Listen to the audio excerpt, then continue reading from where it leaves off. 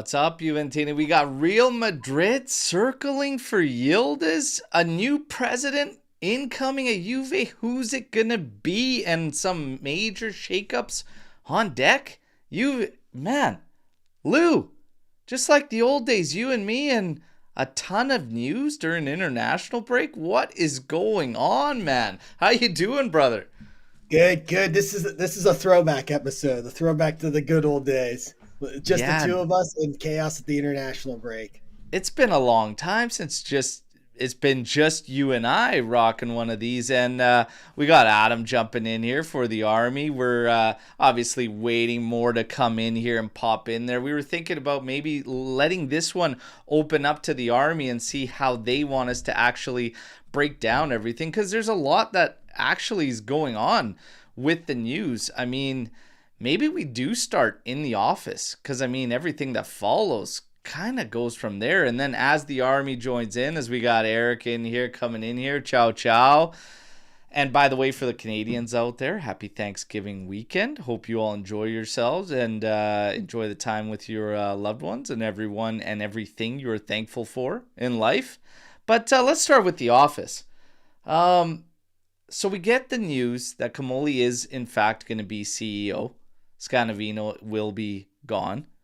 And then we get the word that there's going to be this board meeting that's going to be very, very interesting to the future of Juventus, basically, with Tether, who now has purchased up to 10% stakes in Juve, and that opens the door for them to have a spot in the board of directors. Obviously, Elkan has a list that he wants to hit that office, and it's got Comoli, it's got Chiellini, etc.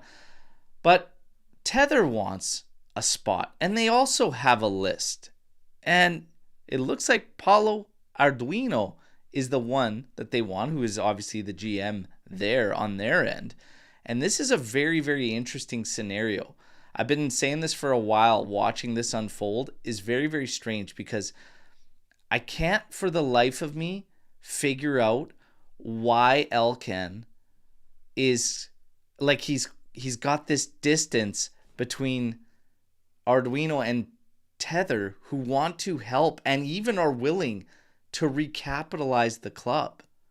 Something that Exor has been pissed off about, the fact that they've had to do it to the tune of probably close to €1 billion now over a span of 7 or 8 years. But this is a weird situation that's kind of unfolding. Lou, what are your thoughts on this whole distance with Tether?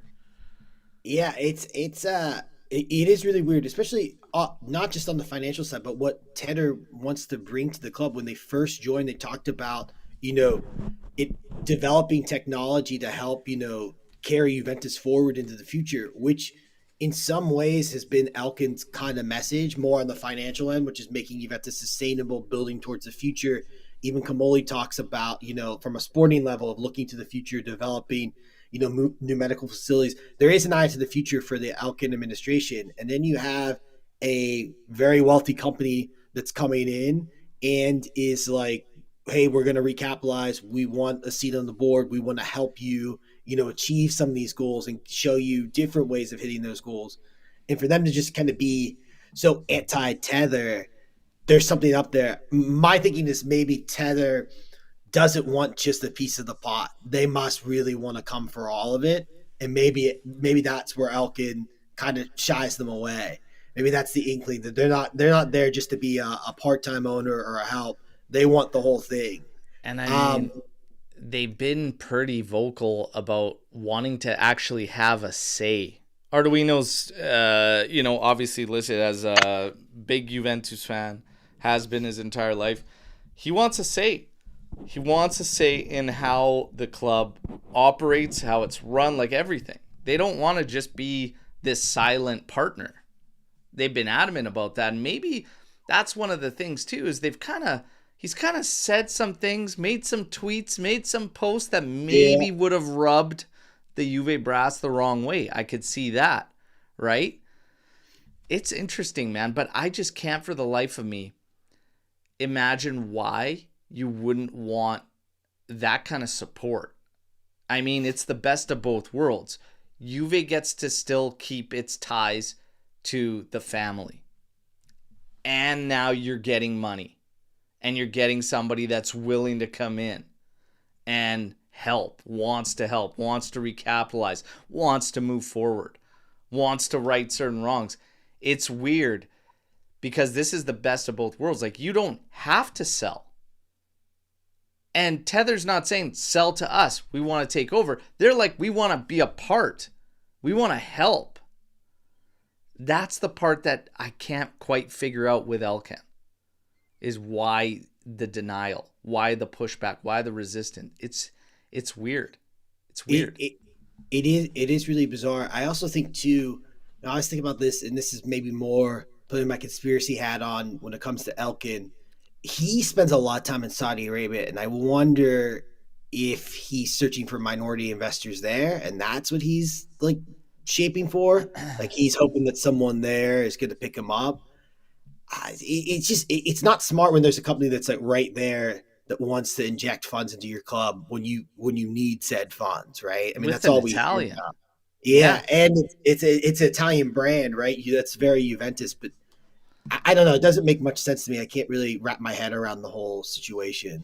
It's very, very bizarre. It's very, very bizarre. There was a good post from Ciccio B. This is one of the OGs on Twitter, now X. And he just said, for any of you who are actually interested to learn why Ottolini would be the very best thing to happen to this club, which is in financial hardship, strapped for the ability to acquire true top talent and becoming a stale entity of what was, has me here to help them understand. And he put a post. He started off just saying that Elkan and co have been in charge of watching Ferrari and Juventus struggle heavily. And he goes, they are a business that cares about profit and branding. We know about them. They are not their predecessors. Andrea Agnelli might be the only one in the lineage that genuinely cares. He says, Arduino, is a known diehard Juventus fan from Genoa and constantly demonstrates his frustration, just as any fan does, with the results and the directions off the field. He is one of the wealthiest people in the world now. Tether is contracted to be the leading stablecoin provider for the US dollar globally, which means he will only get richer. Bitcoin is his wheelhouse, and it will protect Tether and Juve from monetary debasement, which is better than holding dollars and euros, etc. If the man holding the strongest and fastest growing asset, Bitcoin, wants to have a majority say and influx his capital into the club to make the strongest Juve in history, then who are we to stop him? Why are the Elkan family trying? If Arab or oil money came in trying to buy Juve, most would jump at the idea. Frankly, I'd prefer an Italian who doesn't want majority of the team, but just some say and to raise more capital to help. That's pretty much spot on. That's exactly it. But that's where I think, where I was saying before, that maybe Tether wants more than just a small pot. You know, maybe they want a big chunk of it. Maybe they want most of it. That's what I can't figure out, is like, why would you shun an Italian company that's trying to help you? Even if, like, when Tether first was presented, their whole thing was about advancing technology. That alone could be worth it on some level, even if it's like, hey, we're going to show coaches how to use AI, to use data, right? I mean, that's worth it to some degree, and that's kind of in Kamoli's wheelhouse. But to just like push them out, I'm thinking they got to want more than just the minority share, right? Yeah, and Richard coming in here saying that my fear is that Tether wants to go all in at some point too. And I mean, at that point, you're still in control if you're Elkan. It's not like they can just do that. You have to surrender your majority. In order for that to happen, they have to buy him out. So it's still the same thing. It's just, it's strange to me that we wouldn't accept the help to that level. Elkan, it's still his baby. He's still in full control.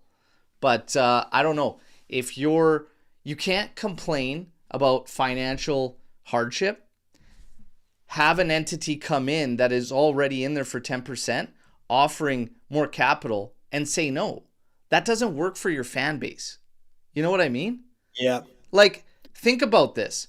It's like You're going to go through this. You're going to go through this year with Tether right there saying, we want to inject some capital. We want to help you. We want to do all this. You say no all season. You get to the next summer. Hey, we have to sell Kenan Yildiz to buy players. Yeah. You know what I mean? Like, enough's enough. I know exactly what you mean. It's a scenario that very well could happen. Yeah, it very well could happen. And then the whole time you're thinking like, guys, what are you doing? What are we doing? And I mean, we are going to get to Yildiz. Because here's the thing. We knew it was a matter of time before these rumors popped off. Okay? And they're the rumors that Real Madrid's got eyes on Kenan Yildiz. Oh, God. To nobody's surprise. Like, why wouldn't they? Yeah. If the top teams, like, you know, in England are talking about him, it's only a matter of time. Real Madrid does this with everybody. One year ago this month, Paul Scholes was tweeting, "Who the hell is Kenan Yildiz?" And now Real Madrid wants him. How much a year changes? Dude, it's everybody. You're hearing the news of Manchester United. You're hearing Arsenal getting bids ready. Everybody's ready to jump in. Meanwhile, we've got a contract negotiation that nobody can really provide details other than it was supposed to be done and wrapped up after the international break. And now, there is a difference between them financially. I'm not going to buy into the garbage and the nonsense that is we're waiting for a sporting director. No, we're not. Comolli's still going to be the main man. He's still going to be the main man. Yeah. The sporting director, actually, this is a good tidbit. The sporting director, it's not what Gentoli was last year. He's like, the word they use in the press, which I kind of think is very good, is talent enhancer. Like, he's a guy that, you know, may start a negotiation or finalize the negotiation, may propose certain players to Comolli, but Comolli is still the ideas guy. He's still the yes or no, you know, hey, I want to go in that direction. No, I don't want to go in that direction. Like, he's still the figure at the top. The sporting director comes in and it's, I don't want to say it's like Marotta and Paratici a little bit, but it kind of reminds me of how Milan was set up with Galliani. I think they're about to do the same thing again. It's the way that the Premier League is set up where you have a figure at the head and then you have these, you know, two split roles, one who's Modesto, who's with the squad, and then the sporting director is, you know, kind of going and finding players that fit Comolli's vision for the club. Yeah. Yeah, it's going to be, again, it's going to be a completely different setup because last season it was just Giuntoli. That's pretty much it. It ain't gonna be like that anymore. So this whole nonsense about Yildiz renewal, all the renewals are slow. They're waiting for a sporting director. No, they're not. They're not waiting for a sporting director. It's just the circumstances around these renewals. We're hearing that obviously there's news on McKennie. There's news on Vlahovic. Apparently, Juve is going to sit down and look to try and renew him within a couple of weeks. But that's brought to us by Mirko. And we'll look at both of these. We'll look at all of this. When it comes to Yildiz, it's very strange to me that this would drag on. Because you're inviting all these other clubs to kind of linger. You got Arsenal showing up into your yard, into your house, scouting this guy. And it's just like, number one, it's hilarious that you have to scout him. But it's too much. You shut that down if you're Juve. Because here's the thing. If Juve does decide to sell Yildiz, it needs to mean like 2 or 3 top signings for the club. And this is where I start to get nervous and sketched out about this team. Because I can't trust that they won't make a splash. Sell Yildiz and watch him go all in for Tonali, which would be ridiculous in my opinion. To take that money and splash it on any one player. I think too. We talked just a little bit pre-show. Yildiz renewal, like it's one. I think Mirko said this yesterday, or it was one of the papers, but it is one of the most important renewals Juventus has had in 4 or 5 years. Right? It's important for Serie A. It's important for Juventus. If a player like that, you can't match him economically. You can't, secure him in the long term, and he jumps to the Premier League or the Real Madrid, it's going to have ramifications. If you're the rest of the squad, you're looking at that. You're looking at a guy who plays every minute. He's only sat on the bench for like 30 some minutes this season. Yeah. It was a lot like that last year at the start, and you're not able to reward him. What does that say to some of the other guys in the squad, right? Like, hey, like, and it's not, his demands are around like 6 million, which is not crazy when you think about it, right?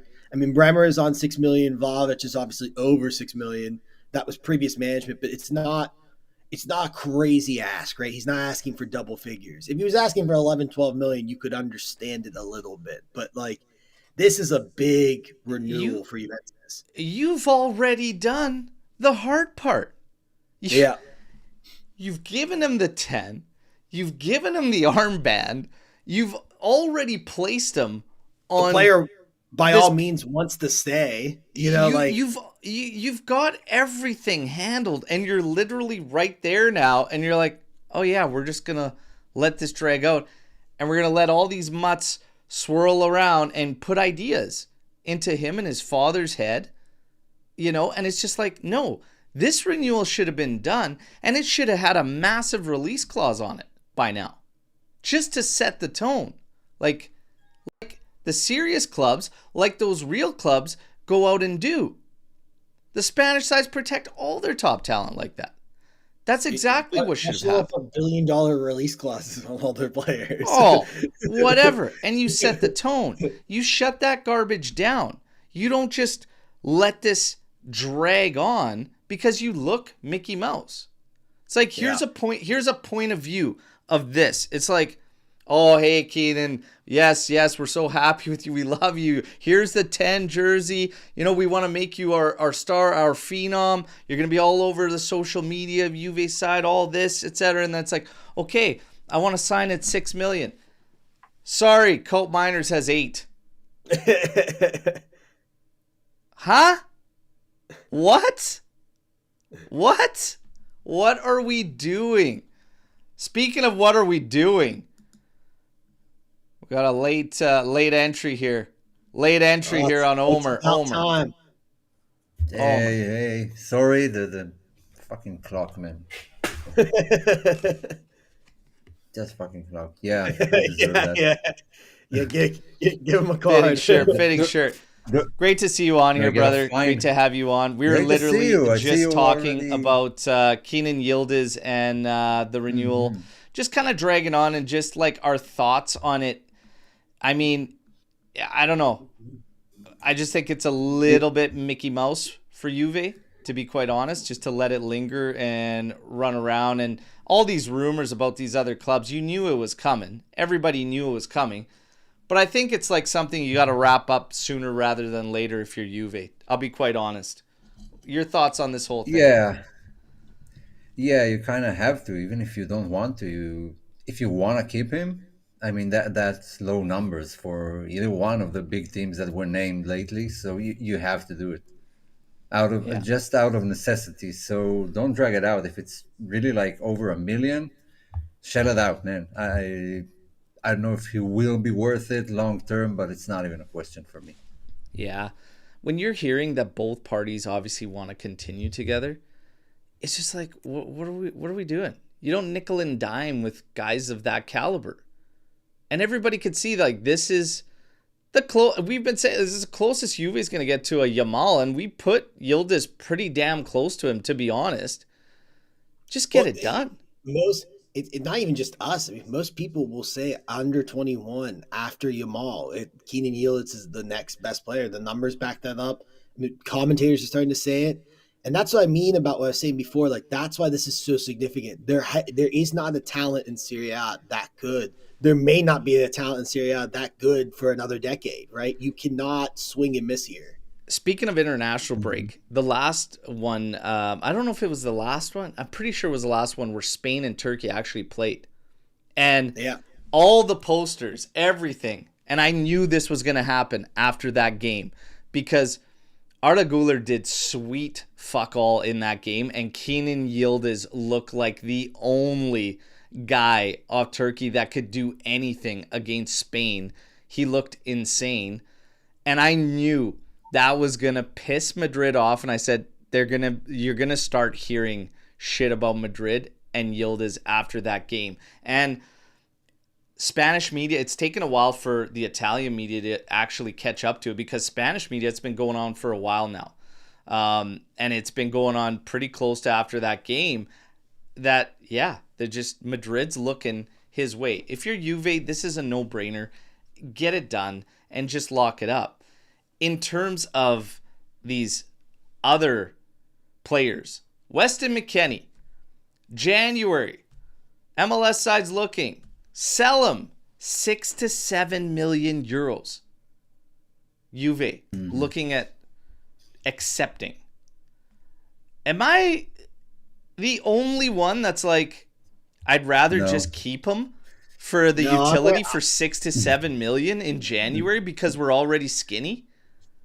You're not. I'm right there with you. He could cover like multiple roles too. I get that. Not the world's greatest player, but like he can cover multiple roles. He usually is good for 1 or 2 big games a season. I mean, we're gonna leave unknown Joao Mario to cover the flanks. I mean, Jerry's still out on whether he will contribute at all. And keep McKennie; he's a known quality, right? And he could just for the record, by the way, everybody, Alberto Costa is doing fantastic in Porto. I told all you you could have still brought Joao Mario in and kept Alberto Costa. I'm just saying. That stat this week was, dagger to the heart. Oh, man. That's just wild. But yeah, McKennie, it just seems like I get it. People are like, no, sell him, get what you can, whatever. It's crunch time after the winter mercado. It's crunch time. Shopping in January sucks. And I'll tell you another thing too. If you're thinking that we can sell him, no. He's free in 6 months from there anyways. Who's going to offer up money on McKennie when they could just make that agreement? It's the same situation. We're sitting there looking for Vlahovic, hoping that we're going to sell him for 20 million in Jan. I'm like, nobody's going to do that. They're just going to make an agreement for him on a free. The story with McKennie's been the same for 3 years. He always comes down to a 1-year contract. His contract's expiring. There's teams in Europe interested in him, and then they never make a bid because they hope to get him for free in the next year. And we know the MLS teams, like, they're not paying Juventus $6 million in January, right? They're going to wait for him to be free in June. And probably McKennie will want to leave in free in June. He's not going to move in January with the World Cup looming in the summer. No, it's just not going to happen. No. And to be honest, even if we were, it's just like, it's more that hypothetical of like, would you? And for me, it's just like, I wouldn't. I'll be quite honest. Either. Like, what are we going to do? Leave ourselves skinny? And the fact that he can fill in as a fullback, as a wingback in the middle of the park. Guys, let's just chalk it up for what it is, and in the summer, move on. 6 to 7 million euros there isn't going to do anything. You know where that 6 or 7 million could have been made up is when you sold Mbangula, who's been lights out where he's at. And I didn't like that purchase price, that sale price. I didn't like that price that we sold him. Everybody else in the league cashes in when guys have good seasons. You saw Højlund sold for a massive amount of money, scoring, 11 goals or something. You had Kuliszewski sold to us for 40 million on the back of a 7-goal season as a midfielder or advanced midfielder. Everyone cashes in, and we just give these discounts. 6 to 7 million in the grand scheme of things? No. You know what? You know who's willing to give you 6 to 7 million, Elkan? Tether. Maybe you should hear them out a little bit. And it keeps things moving. Good call back to a previous segment. There you go. Yeah. And then you get to Vlahovic. Juve's going to sit down, get the renewal. I'll be quite honest. I see nothing coming of this other than him leaving at season's end on a free. The rumors are going to swirl. Everything's going to follow. I don't see anything but that scenario. Omer, you see anything differently than him saying goodbye at season's end on a free? No, no, absolutely not. Not while Komoli's in charge. I know Yeah. his salary, everything about him sticks out, and it's been going on for too long. Juve don't need three strikers that get paid that much. It looks like Openda and David are here to stay. Then just, I don't know, move on. Take the band-aid off. I don't know if you can sell him in January. I would even do that before I sell McKennie. Yeah, I mean, it just won't happen. Same thing. Like, nobody's going to purchase Vlahovic. No, no. If they're reaching out to him in January, it's to make a pre-agreement for the summer. Yeah, it's his wages. Like you wouldn't buy someone on that wage in January. You wait till the summer. Only I'm a Saudi league, maybe. Yeah, I'm in the same boat. I don't think he renews even for 1 year. I think he leaves in the summer. It's probably the best solution for the player, right? Like you're going to stay a year and then risk being sold to a club that you don't want to go to. And I also think, he's kind of he started off really hot, had a little dip in form there with the rest of the team. There's no guarantee a team would want him in January, right? If he has to continue the form he started with to even get some appeals in January. So I'm thinking he expires on a free, and it is what it is. It sucks, but Yeah. it is what it is. Yeah. It is what it is. These He'll are sign for situations Betis, that so. But you need to going you back need to to deal better, Manchester- like in anticipation. You can't let these situations hit there at this moment. And I mean, I knew it was coming after the Chiesa thing. I was like, dude, there's no renewal for Vlahovic. There's nothing going on. Like, we're gonna hit the same spot where you're gonna be trying to sell him for whatever you can. We managed to sell Chiesa. We didn't even push Vlahovic to the degree that we did with Chiesa. And yeah, now it's kind of like it is what it is. I don't know if they thought that approach would maybe garnish a little bit more in terms of a negotiation standpoint afterwards, and they were thinking we could renew him and then sell him if we at least treat him in this manner, like at this stage. I don't know what their thought process was, but if you remember, like going back to like solid corporate structure, right?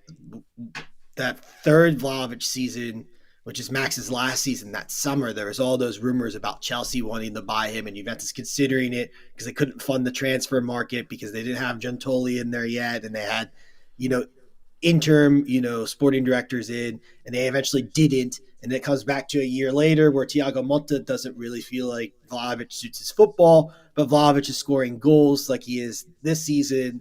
And so Juventus is kind of like, we didn't have time to get a striker. We brought 12 new players, no striker. We'll just keep Vlahovic around. And they just, you put it off and you put it off and you put it off. And then you come down to a renewal that goes south, and now you're in panic mode. And I think, and probably in the grand scheme of things, that is why I think Juventus has stayed where they're at, is that there comes a point with these big assets, even like, growing young players. Like Cambiasso was another example last January, where you either think you're going to spend the next 5 years with them or you need to cash in and replace, right? That's the state of Juventus now. And we too often prolong some of these situations, and we just keep putting them off to the next year, and then we result in situations like this. They haven't maximized on the assets and been able to make that call properly. Unfortunately, we're hitting dead ends on players, which is a shame, right? Because I always said you could sell key guys, you could sell star players. It's what you do with it afterwards that is what counts, right? Like for me, any team, if you're selling one of your top players, it has to set you up for multiple strong signings on the backside. This 1-for-1 business and looking for scraps and looking for cheap deals is brutal. And one of the things with Ottolini, who's been named to most likely come in as this sporting director, the thing that's associated with him is very similar to Komoli in buying low, buying cheap. No, but to be honest, I think they're all over it. Like since Komoli came in, they were all over it in the summer. They just couldn't find anyone that's willing to buy. I don't think they just dropped it. At least in terms of Vlahovic, because he sticks out so much with his salary and everything. I'm sure they're all over it. Like they already know probably what they want to do and how they're going about it. And by the time the summer comes along, like it will be a completely new management from the one who signed him or he has been used to. So I'm sure they're going to treat him, first thing before the summer even begins. I also think too, like you think about like to a more point about Kamoli, Vlahovic's problem. That's like almost two managements ago issue. That's been an issue since Agnelli and them stepped down. That was an issue with Gentoli that he couldn't solve, which is what to do with them. Part of that is because we had so much turnover at the top. That first Gentoli year was kind of like a year zero, right? But then it's like all the one summer. It's just not good. Going back to the sporting director, Ottolini, in why he was, these guys know, but he was kind of always my pick for the sporting director ever since his name has come up. That's been the one that I've kind of really, him and the Benfica guy were the two big ones that would have, solved things. But Ottolini, like you said, Al, he buys good young players cheaply and he sells them, or even experienced players cheaply, but he sells them for more. He's also made some really good coaching hires as well with Gilardino and Patrick Vieira, who's kind of, made Genoa competitive in comparison to just like a relegation side. But I think that's the path forward for Serie A teams. It's what we did. People forget, like when we had that decade of winning, we did that quite a bit. It was, we sold Vidal when he was near the end, right? Still a big player, but sold him maybe a couple years before the end. His career after Juventus never really hit the heights it did at Juve, right? Cash in, replace. Pogba was the same way. It happened again with Bonucci when he fell out with the club.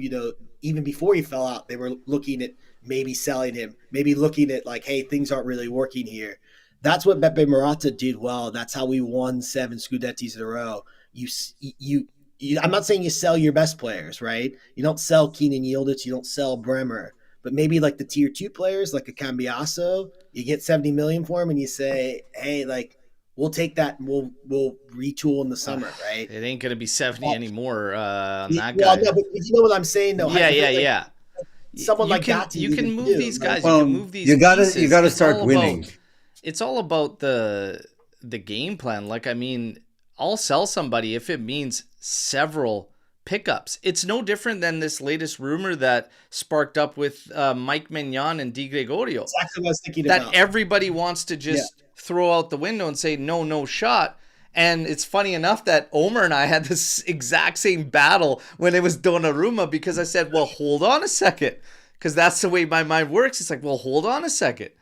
You got Mignon, 30 years old. Goalkeepers can play till they're 50. Not really, but he's on a free. He's on a free. Very, very strong goalkeeper. You have a chance at making good capital. Like, if they could sell Onana for like 45 million pounds or whatever the hell it was, I'd expect 40 million pounds for Di Gregorio, okay? Holy hell. All of a sudden, you're looking at capital that could bring you 2 immediate strong signings.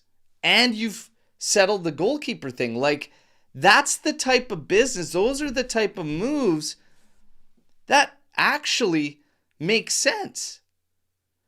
And I get it. I love Di Gregorio. I like Di Gregorio. Okay? I have no issues with him. But this team has to stop looking at 1-for-1 and freebies and these cheap moves. That's the thing. Ottolini, I have no issues with. But you have to realize it's a whole different scale. So doing so, and it's the same thing with Kamoli. It's like it's a whole different scale when you're coming from Toulouse to Juventus. So things that work there, it's a whole different ballgame. And you're dealing with the Juve tax. You're dealing with the Juve shit that floats everywhere in Serie A. There's a reason Kamoli figured it out pretty quick. He didn't do any business in Italy. He did none this past summer. Which was kind of the thing I liked the most about the summer transfer. That's the way it's going to be. And I have no problems with it. And I'm totally fine if Juve decides, hey, we're going to pluck the best young talents out of Italy, fill them through next gen, find loans for them out and about playing top flight football, and then see what we have there. And we're going to spend our money outside of this league until they sort their shit out. I have no problem if that's what he ends up doing. But one of the things with Ottolini is, what may be working at Genoa, I don't know about Juve, because like these cheap signings, etc. It's like, we had some good cheap signings in the past, but you still had star power. You always had that element of star power. So right now, if you're looking at Juve, when Kenan Yildiz comes up in rumors, you get nervous because he's our star power. Yeah. He really is. The question, I think for me, when it comes to Ottolini, what you're talking about, and you're right, because you do need stars, right? You need star power, you need leadership, you need experience, and you need youth. Part of what I like about the Maignan idea, big personality, right? Di Gregorio, I think, is a big presence in the locker room, but on the field, Maignan he has like a big personality to it. Like when Gatti had that chance in the Milan game, you just kind of knew he could save it, right? Like it was a great save, but you just kind of like there's just some aura with Maignan that I think is kind of missing at Juventus. But in general, you are right, Al. Like we do have to attract stars. Question is too, we've attracted some star level players that have just been mid. I mean, Nico Gonzalez, great player. Koop Miner's great player before they joined us, and just come in and just gone to shambles too. So the question, I don't know if and that's the thing too, is like I never saw them as like stars. Like I never saw Nico Gonzalez as a star. I'm like that's not a star player. Koop Miners, I was like, I always said he's not flashy. He's effective with Atalanta. He's just smart, but he's one of the top Serie A midfielders, top 3, like 3 years running, or top 5 3 years running, but it's bailed. So like I get it too. You want to spend. It's all about balance, man. Like Juve right now, we're not balanced right now. There's not enough experience on the team. No. So this plan for all these young guys, well, you're kind of seeing some guys are consistent, some guys aren't. Sometimes we go through phases where none of them can find their game. It's like this juggling act. But and they desperately they have. I think at the top of our like leadership to them, the 3 people who have worn the armband this season: Yildiz, Bremer, Locatelli. Like they're our leaders, right? But when you have a good team, after your tier 3, your captain, your vice captain, you got 4 or 5 guys after that could be leaders in your team, and that's where I think Juventus lacks a lot. Yeah. I'm thinking about like Mario Mandzukic. I'm thinking about Sami Khedira. Like they didn't wear the armband, but they were experienced players. They were leaders, right? That's where to me Juventus lacks a ton, and that's where I think that unbalance in the team is. Now Omer wanted to get in on the Maignan thing. Let's go. Yeah, sorry, Omar. Oh, you're muted. You're muted. Sorry, I just want to say I wouldn't do it. Different reasons to Donnarumma, but I wouldn't do it. Because of the way he plays, because of his injury record, that's insane to me. No, I would stick to Di Gregorio. But I get what you guys are saying. You gotta look for those type of deals. Specifically in Maignan case, I wouldn't do it. You gotta shield Yildiz, but at the same time, like there's always someone you look forward to playing, some young guy who comes in. If it was Pogba and not Pogba, then it's Dybala. If it's not Dybala, then it's Keane. Then it's Chiesa. Then it's Vlahovic, and now it's Yildiz. And after Yildiz, there will be someone else. Or there's always someone popping in. Juve shouldn't and should do everything to keep Yildiz.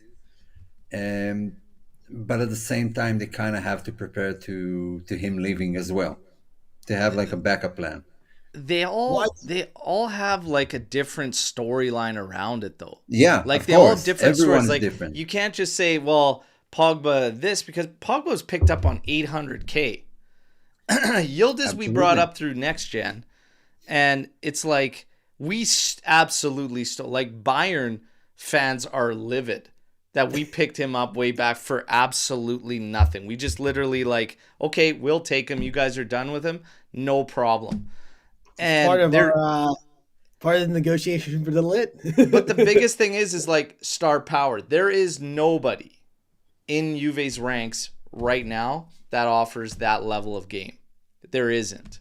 And this isn't like an overhyped thing on Yildiz. This isn't any of that. Like, you could see the importance of what he's bringing to the table. And again, he's so young. When you're talking top 2 U21s in the world, which many are putting him right behind Yamal, that's massive. The biggest fear I think we all kind of share in common is that the club just won't spend the money properly. Number one, I don't trust that they'll get top dollar. Before we even talk about them spending, I have a fear that Juve won't even get max amount for Yildiz. I could see them because of just the amount of capital. Even 70 would make them like, oh my God, we're going to get 70 for this. That would be half of what I'd be looking for if Real Madrid comes in. Yeah. No, having said all that, I don't think it would happen. I think this is fine where it is right now. I'm not even buying the whole contract story right now, as big as they're making it out to be. Yes, you should close it. But again, by the time we reach the summer, we'll have a completely new management. I don't know, maybe even Tether, and things will start to operate differently. I would not be surprised if we sold him in the summer. I just personally wouldn't be surprised. I'd hate it because I think you got to continue with this guy. He's a U21 right now at that level. You think his value is going to like plummet or do anything crazy? Like, I mean, I can't see it. So like, I mean, to get with where your team is at right now, I think it's imperative that Juve keeps him at least for 3 more years, given what's going on with the current scope of the team. Until your roster gets to a point where you can feel more comfortable in saying that goodbye and bringing in players. Because if we say goodbye to him, you want 3 top signings. That's going to take a good amount of money. And we're still trying to get some cleanup done, some things right. You give yourself 3 more years and then you say that goodbye, then you're in a way better place. Hopefully, if we're doing things right. It's more about like the image of your club, right? This is not, I see a couple comments where it says, hey, like players come and go, like Juventus this, Juventus that. That's true, but also like, you look at the current state of Juventus, the current state of Serie A. A player like that hasn't come out of Serie A in probably a decade, right? Like the last time I remember a player who came out and like was the hype that fast at a young age probably was Dybala, right? Like when we signed Dybala, like he immediately impact at like 20, 21 years old. And Yildiz, you could argue, is on another stratosphere, right? I mean, he's putting up numbers with Yamal, who's one of the best players in the world. It's ridiculous. If you can't hold on to a player like that because of financial reasons, it's a message to other players, right? Like, hey, not just players in your team, but players internationally, where you have a great player, a great talent like that, and you can't suit him. Now, I'm not saying that, hey, in 3-4 years, probably inevitably Kenan Yildiz will leave for a Real Madrid or a Barcelona. That's an impossible task. Unless he's Del Piero reincarnated, he probably will leave for another club eventually. Yeah. I'm saying right now, if you don't maximize that talent, you can't hold on to it, you can't have success with it before you sell it. Yeah. It's a bad look on the state of your club, right? I agree. I get the whole players come and go. Nobody has to tell me that. I've seen some of the best to ever play the game say goodbye to Juve. I've been there, done that. It's about timing. It's about, do I care if Yildiz leaves? Ultimately, no. But do I care about him leaving now? Hell yeah. Because I care about what? Getting the top dollar, and what does the makeup of this team look like? You take that money in now, especially what's the price? What does Juve sell him for? If we're talking anything under 100 million, that's a waste right now. Anything under 100 million, that's an absolute waste right now. And you have too many needs at this team right now to make it good enough. It's just, it doesn't make sense at that point in time right now, unless it's an astronomical figure that you can really take a build on. But again, it's determined right now. It's Well, all left to be determined eventually, right now. And it's not. eventually, Juve have to start winning too. And you know what? Yeah. I think you guys are overhyping with these. Good. Because we need to overhype our guys. Because especially if these teams come around and say, what do you want to do? You want to sell your best friggin' player for peanuts and then go and buy Adeyemi?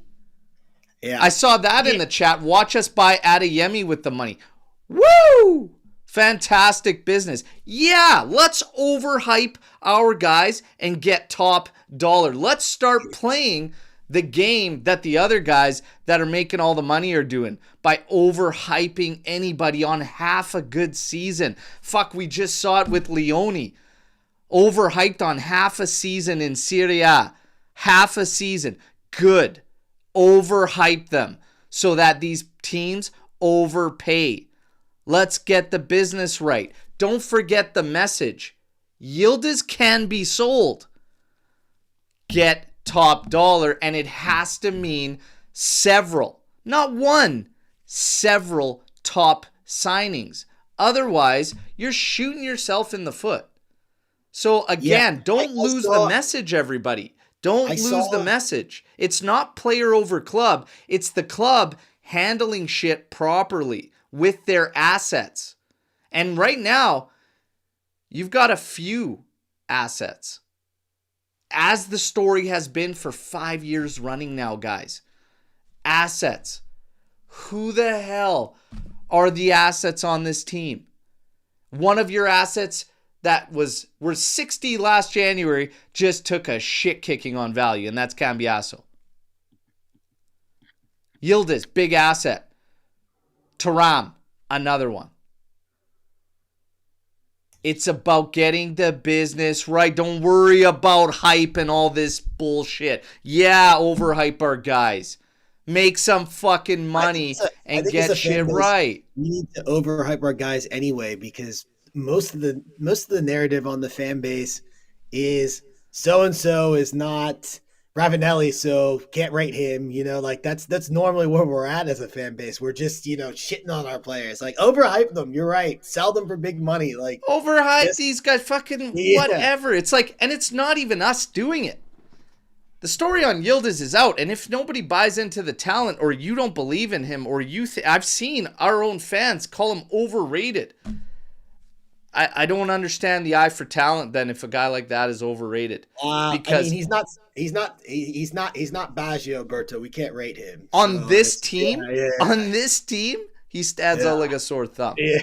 Now, we keep things rolling because there's so much to take in. And you know what? And another part of me about this whole thing, why I say, yeah, overrate our guys, start demanding top dollar, is I want Juve to get back and start being Juve. Unapologetically Juve. And you know what? This is why this president thing is a big fucking deal. It's a big deal. Ferraro's going to step down. He needs more siesta time. So we're going to get a president in here that can hopefully stay awake for 90 minutes of action. Okay? And yeah, sometimes we use the term action loosely. If I speak on Ferraro, I'm going to get us in trouble. Here's the thing. This whole Napoli thing right now, and I'm sure some of you have seen the short I just did on it, but you talk about a fucking joke. I pointed it out with the Super League a few weeks back. It's bullshit. It's bullshit left, right, and center, and I'm sick and tired of Juve just standing back. I want Juve to become the Juve of old, unapologetically. This shit with the Super League was nonsense.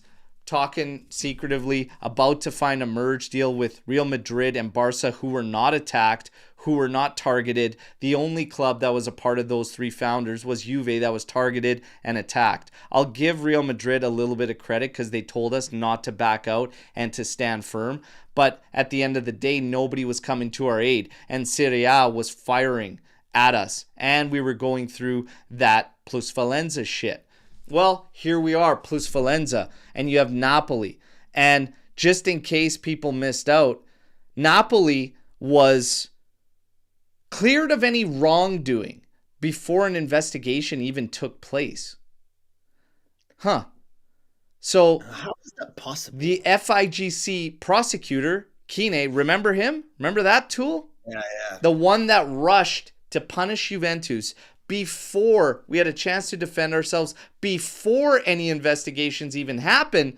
He cleared them of any wrongdoing before investigations happened. Well, there's a criminal trial that's been going on, and now everything's out. Documents, emails, texts of them doing what?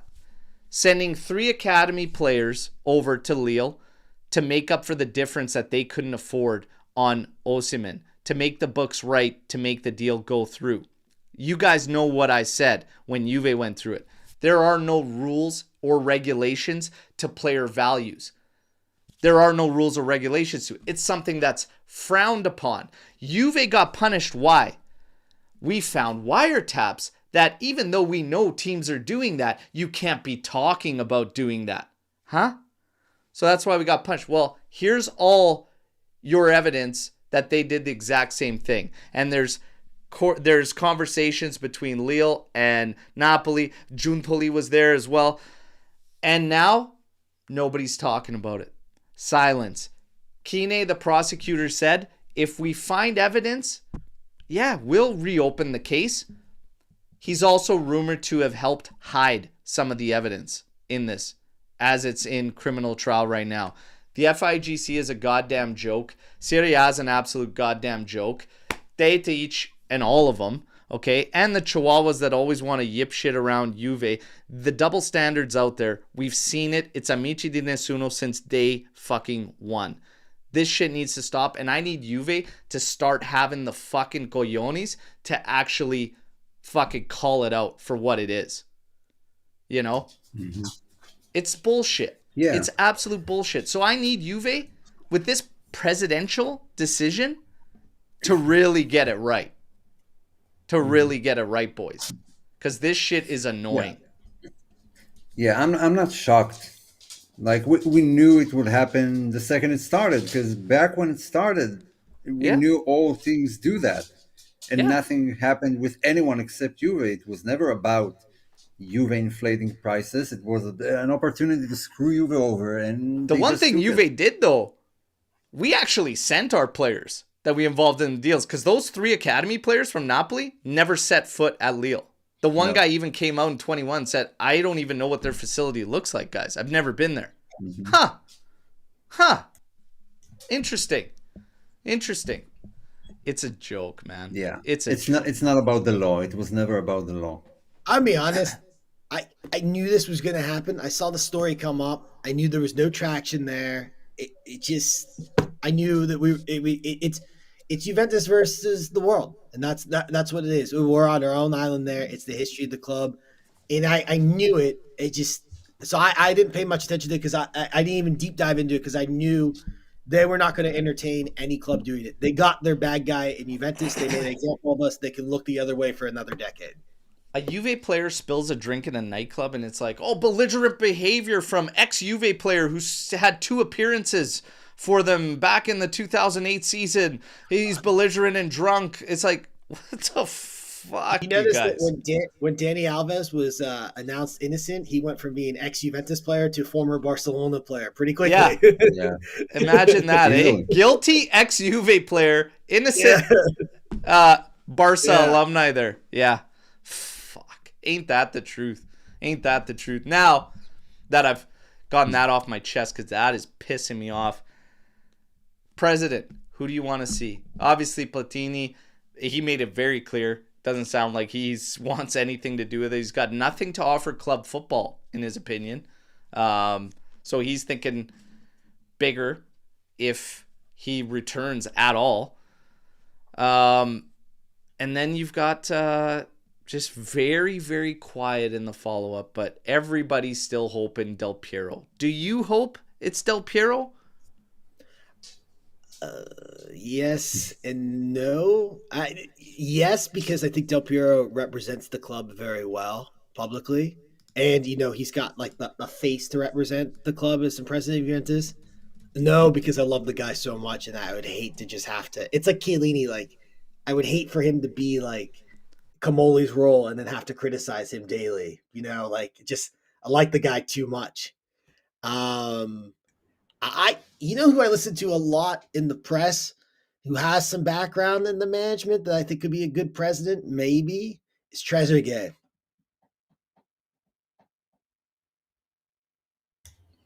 Yeah, I wouldn't do it.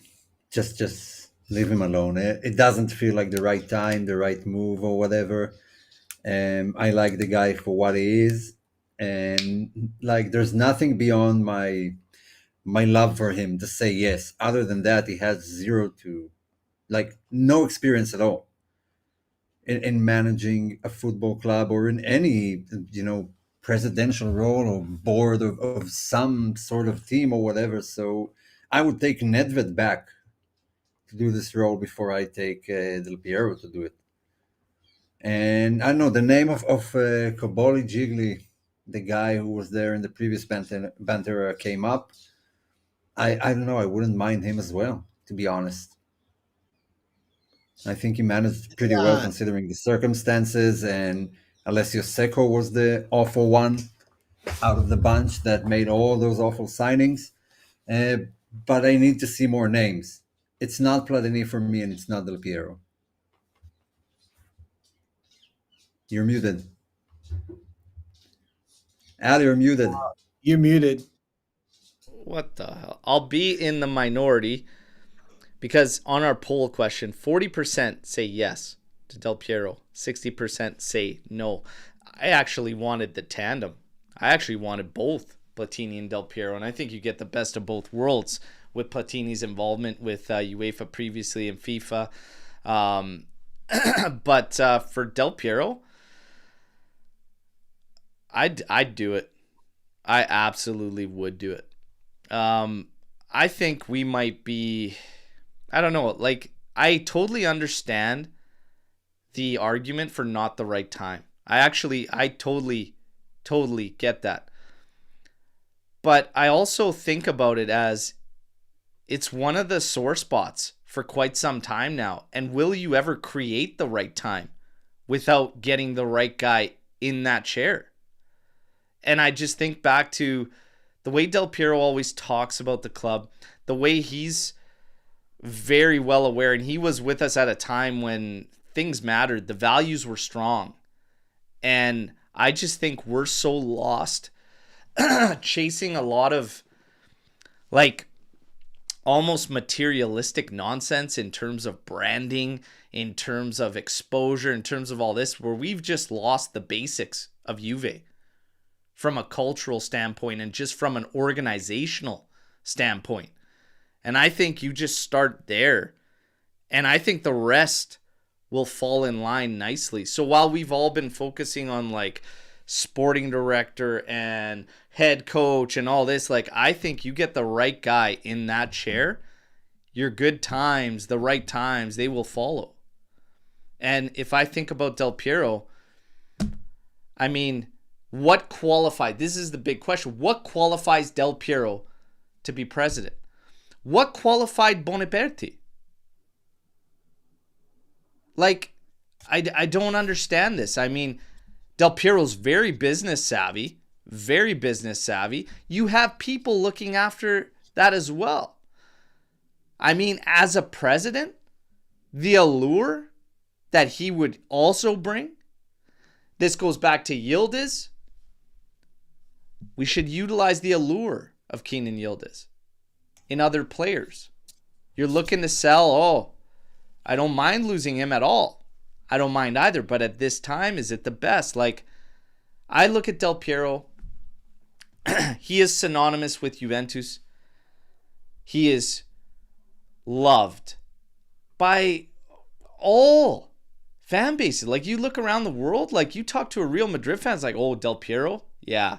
Like, the guy brings immediate respect.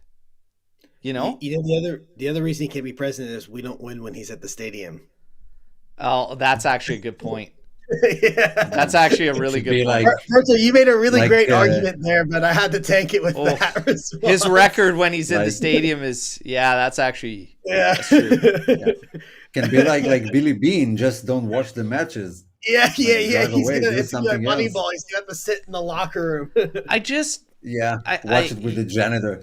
it's about the qualifications and stuff. I think that many have a problem. I mean, guys can put themselves in roles. That comes down to the fan bases. Like Nedved, I'll always love Nedved as a player. You know what I mean? He could take the heat for the office role, whatever. 3/4 of the fan base had no fucking idea what he was doing anyways. And they still just gave him shit. Get him out, Nedved out. It's like, do you know what he does? How can you judge his performance if you don't even know what the hell he's doing? Scudettos, like Half the time, we didn't even know what he was doing other than he had the best seat as a fan in the stands, yelling and shouting and storming off. Yeah, I don't know. I'm for this Del Piero thing. I really am. I really am. I think it's immediate respect. I think it's a lure. And I think it would help the values be brought back to this damn organization. But I the really qualification hope it thing, would turn out. Ottolini is like Genoa. We're looking at Genoa for a sporting director. It's like, do you guys remember that Marotta came from Sampdoria? yeah, it's not. Yeah, along with Del Neri, yeah. It's not to me. The president doesn't have to be like a super qualified person. I don't believe in that either per se. He has the aura for it, right? Whoever takes that job has to bring presence to there. You know, it's a good question. To be fair, like, does he even want the job? I mean, he's kind of Like played with it in the media a little bit, but he always remains coy about whether to say yes or no. It's not like Platini, who just came out and was like, But- "Yeah, no." Del Piero's Okay, one so of what do those you guys, expect? though, that when he speaks, people listen, though. Like, just recently, like, he does his analyst stuff and like that, and he's biased and all that, whatnot, but, like, he's very in tune with everything. He's in tune with the fan base. He's in tune with everything. He went on a panel and spoke about Italy and its problems with players, with talent, etc., and he nailed it. He was spot fucking on. The guy is sharp. The guy has ideas. The guy knows what issues are. You think when he's talking, and this is why I always watch him when he's asked about Juve, he won't give you anything. Yeah, He keeps it right here, but you know when you hear him talk about Italian football, when you hear him talk about talents, you hear him talk, he is so damn good. He is so damn good. But with Juve, he never expands or elaborates, and he knows. I just don't think. I don't know if Juve will ever offer it to him, and I don't know if he would accept. Look, do you think there was? I really hope it would happen the way we hope it would happen. But what do you expect of your president? Like, what's his job? I mean, Agnelli's best trait was looking into the future. He was almost always one step ahead, even with the Super League, forming the next gen and whatever. There are some mistakes. There will always be mistakes, but I think that is what a president should do. When we're dealing with the here and now, he needs to look to the future and see what's the best route forward. I think Agnelli was very good at that to some point. Maybe Del Piero is too. But what are you looking for in your president? I don't believe Del Piero will get stepped on. And I think that you see a very calm, cool, collected persona on TV. But I think that if he were to get that role, you would see a guy that fights the fight for Juve. And he would hold everyone down the line accountable. I think, yeah, for me, it's definitely fighting the fight for Juve right now, which is most important.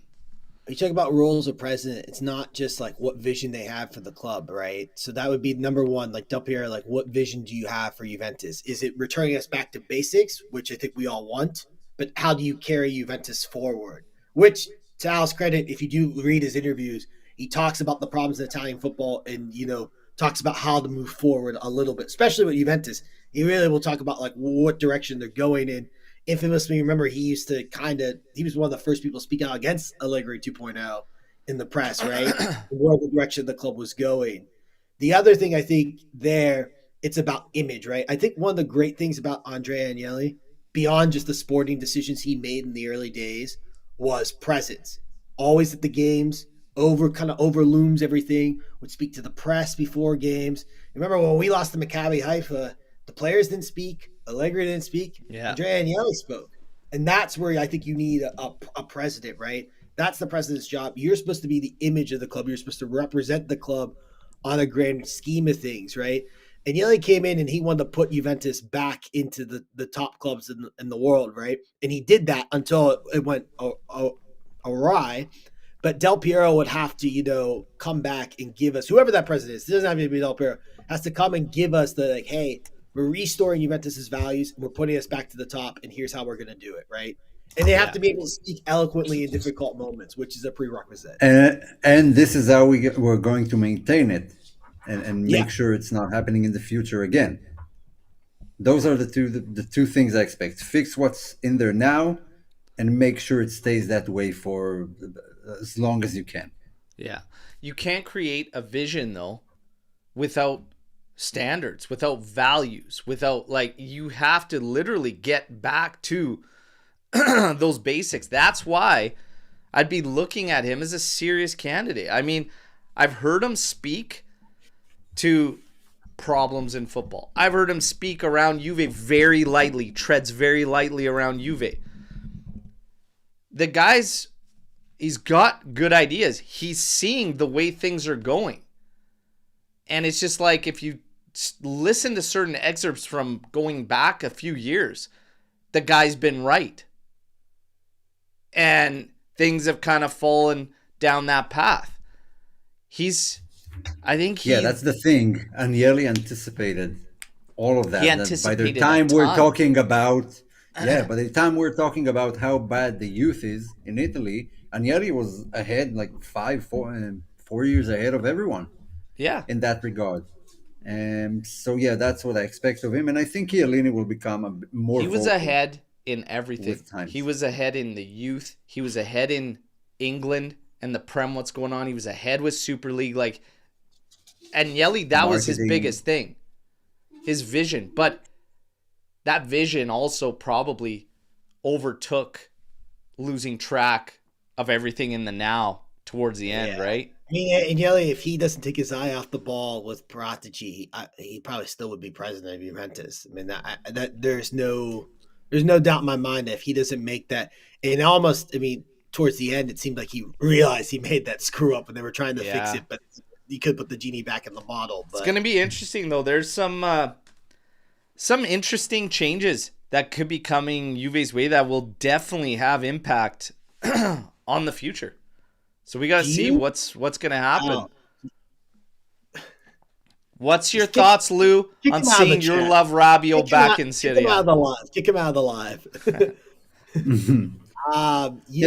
I think the same thing that would happen with Vlahovic. He'll sign for some Betis or Nice for one season, then some Serie A club, probably Milan. Yeah, will buy him back and bring him back to Serie A. Cue the music, baby, come back. Allegri is just like. Oh, I just lost Lou. Just lost Lou's audio. Yeah. No, we lost you. No, Lou. You can't hear me still? Oh, now you're back. Yeah. Okay, sorry about that. For some reason, my phone keeps connecting to the computer on its own. It's really weird. I'm not sure why that's happening. But anyway, does anyone notice that Allegri, he's kind of rebuilding Juventus with Milan a bit? Oh, yeah. Where's the Vlahovic, Rabiot, the winter, Yeah. Buying all the guys that were sold. Going back to Del Piero. A lot of recycling in Italian football, as he calls it. A lot of recycling.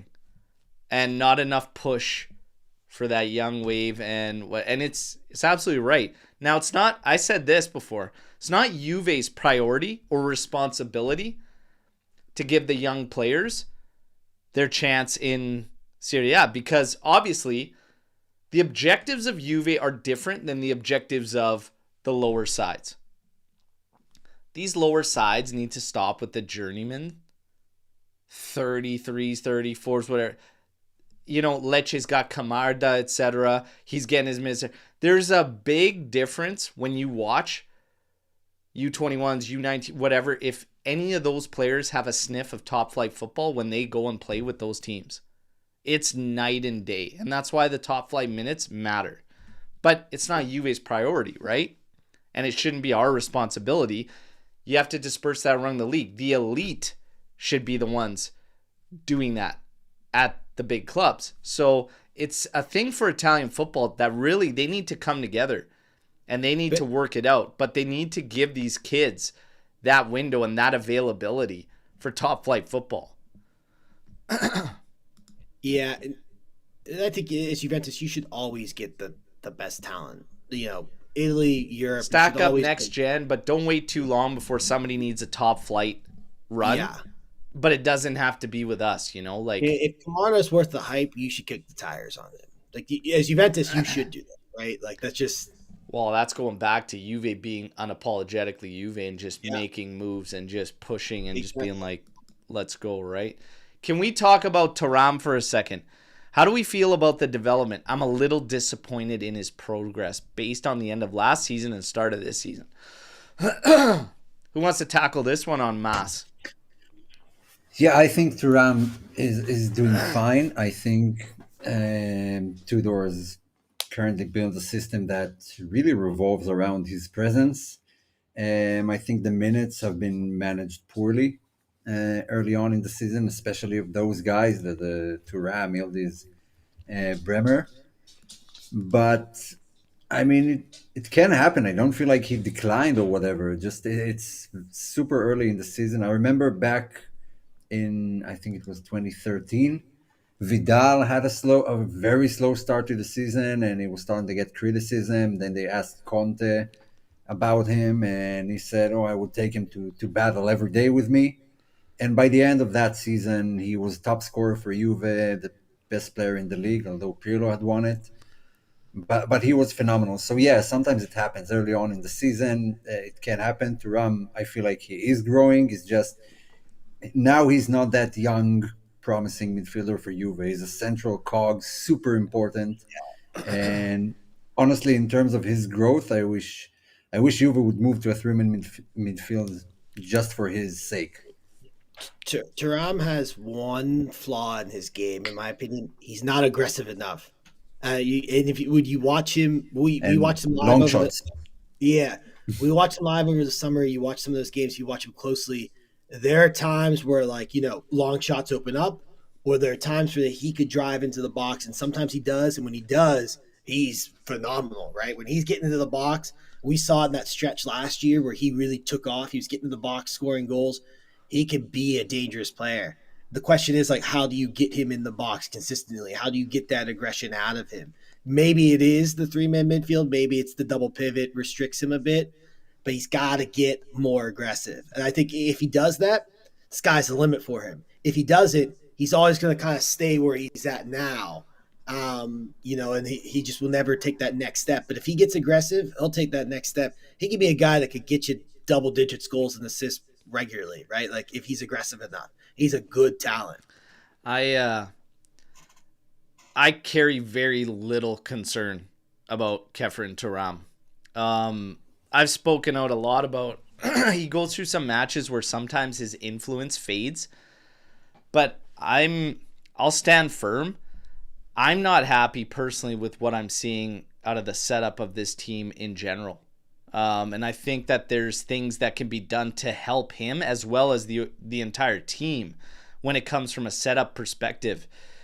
He's doing a lot. He's gassing out in games pretty early too. And that comes from being overrun in a two-man middle. And he's the one that's getting asked to get forward as only one of two midfielders. Locatelli can play the 90 because he's staying back and stabilizing. But you're asking a lot of Thuram. You need to figure out the balance on this side, and it's affecting Yildiz too. It's affecting everybody. It's affecting our strikers, who we just can't seem to find. Everybody wants to shit on Jonathan David. I said, put Openda in, put Vlahovic for 10 games in a row. If you don't figure out this setup and balance out your play, it won't matter who the hell you have up there. 29 touches between 3 players in an entire match isn't good enough at one position when the opposition has 23 and we played with the majority of the ball. 23 to 1 striker. 29 between 3 and we played with the majority of the ball. It's not fucking good enough. It's just not good enough. Kefren Turam is also responsible for one of the sickest and nastiest goals I've seen with that backheel touch he took on the goal line. Was that against Parma at home? That was one of the filthiest goals. Empoli in the Coppa Italia. Dude, that was one of the filthiest goals I've seen. Yeah. He is incredibly talented. We have to, it's up to us and the coach and the group to get the best out of our best players. Look at our best players and just ask yourself that question. Are we getting the most out of them? If it's one guy that's falling behind the 8 ball, I'd say, you know what? He's got to step it up. When you have a handful, yeah, it could be something systematic, you know? And I feel like Thuram falls in that one. I'm not concerned about him, though. I also think, too, we don't use it, like, Tudor rotates Locatelli and Coop Miners a lot. But in the early stages of that season, it was Thuram 190 minutes, 90 minutes, 90 minutes, 90 minutes. Like, there's no rotation there. Part of that is, lack of numbers, but part of that is kind of the reliance on him. And if you're going to ask those pivots to do that role every 3 days, you have to rotate them. And I think there's a little burnout with some of those players. It's not coincidence to me that Locatelli spent a game. He came off at halftime. He rested for a second half and then dropped 2 banger performances. That's kind of what they're doing. That pivot, because of the demand in it, if you're not rotating those guys, you're going to run them into the ground. And that's a big problem for us. Yeah, I think that pivot system is super nice for clubs who are not in Europe. Like when you see Tudor coaching Verona or whatever, and those guys play once a week, then you can have like 2 midfielders doing that job all season long. You can't have that at Juve. You just can't. It's not even November and we already see the burnout in some of these players. And I said the minute management is not good. In my opinion, the whole system now, it's not on the midfield. The whole system is heavily reliant on Thuram's presence. Without him, a lot of elements don't work. And McKennie can't fill that role. Coop Miners, I have no idea what this guy is doing. I actually make the argument Locatelli is the most in the middle. It's night and day. But Thuram is of equal importance. I mean, nobody drives the ball out of the middle of the park like him. So it's an equal importance in a different aspect. Yeah, absolutely. But Thuram doesn't participate. Locatelli doesn't participate in attack as much as Thuram is. So he's being asked to do a lot. If he had 2 midfielders like behind him who can cover for him when he pushes forward, then he doesn't have to sprint all the way back. Yeah, Tudor, to me, like, I really like Tudor, but my criticism for him, the stubbornness with the formation, and I don't think his selections just don't make sense to me sometimes. I mean, take, for example, the strikers, right? We know Openda, he likes to play as a second striker. We know that he's not really good against low block teams. So starting Openda in the Atalanta game, which I thought we played pretty well in that game, minus Openda, like, it just is not a game that suits that type of player. That's a game for Jonathan David. That's a game for Vlahovic, right? Those are the players that suit that type of game, right? Maybe in, the Champions League against Villarreal, and maybe that was more of a game for Openda. Like Real Madrid could be a game for Openda because of the way he likes to play. Tudor doesn't manage the players very well and like how he's selecting them. And I think that goes to that midfield pivot where he's not rotating them properly. He's relying on a couple players a little too much. He's not really coming up with solutions. Like, hey, we're playing this team. These guys fit the skill set of the team we're playing, right? And I think that's a big issue that it's going to make or break him next month, right? He has to either figure that out or he's going to falter and he's not going to make it to November. I think he's just too focused on, like, there's been too many changes, unnecessary changes, and too much tinkering. I mean, I don't know. Some things have gone on a little too long. Gatti and Kalulu on the right side, no good. Openda can't play solo up top. Needs somebody to play. Like, he's spent a lot of time as a winger at Leipzig or with support. Benjamin Seshko was also there. Like, he's not a solo guy. So you got to realize what you have and what you're doing. Vlahovic, he is great running at defenses. When he's asked to hold up, you know what happens. You've seen this movie before. It's like, he's got to find a way that when he needs to make the changes, he could still play to those guys' strengths, to those abilities. I just don't see it all matching up just yet. And it's no surprise. Like, we don't know our best 11. We don't know our mate. Like, we all have individual ideas of it, but we haven't seen or had enough that's like, this is our guy. Like, this is our guys for a starting 11. We haven't seen that yet. So Tudor's got a lot of work to do. I want to be fair. I want to be fair to all the strikers. I mean, aside from the Dortmund match, the Vlahovic cameo, there isn't a single match I can point out the striker and say they had a good game. And the way we play right now, I don't think it's their fault, to be honest. I said that before. A lot of what they're doing is trying to control long balls from the keeper, and that's most of the passes they get in a match. So 29 touches against Milan, 3 players. But I also said, go look at those touches. Go look at where they're getting the ball and then take a look, because everybody wants to hoot and holler. And yes, terrible miss by David and slipping, whatever. I get it. But go look at where those touches take place out of the 29 between Openda, David, and Vlahovic against Milan. And then you'll see exactly what I'm... Fucking Openda is out there walking a tightrope on the sideline, the goal line, etc., out on the corner. I'm like, that's the last guy I want out there trying to... What's the point? Dude looked like a deer on ice.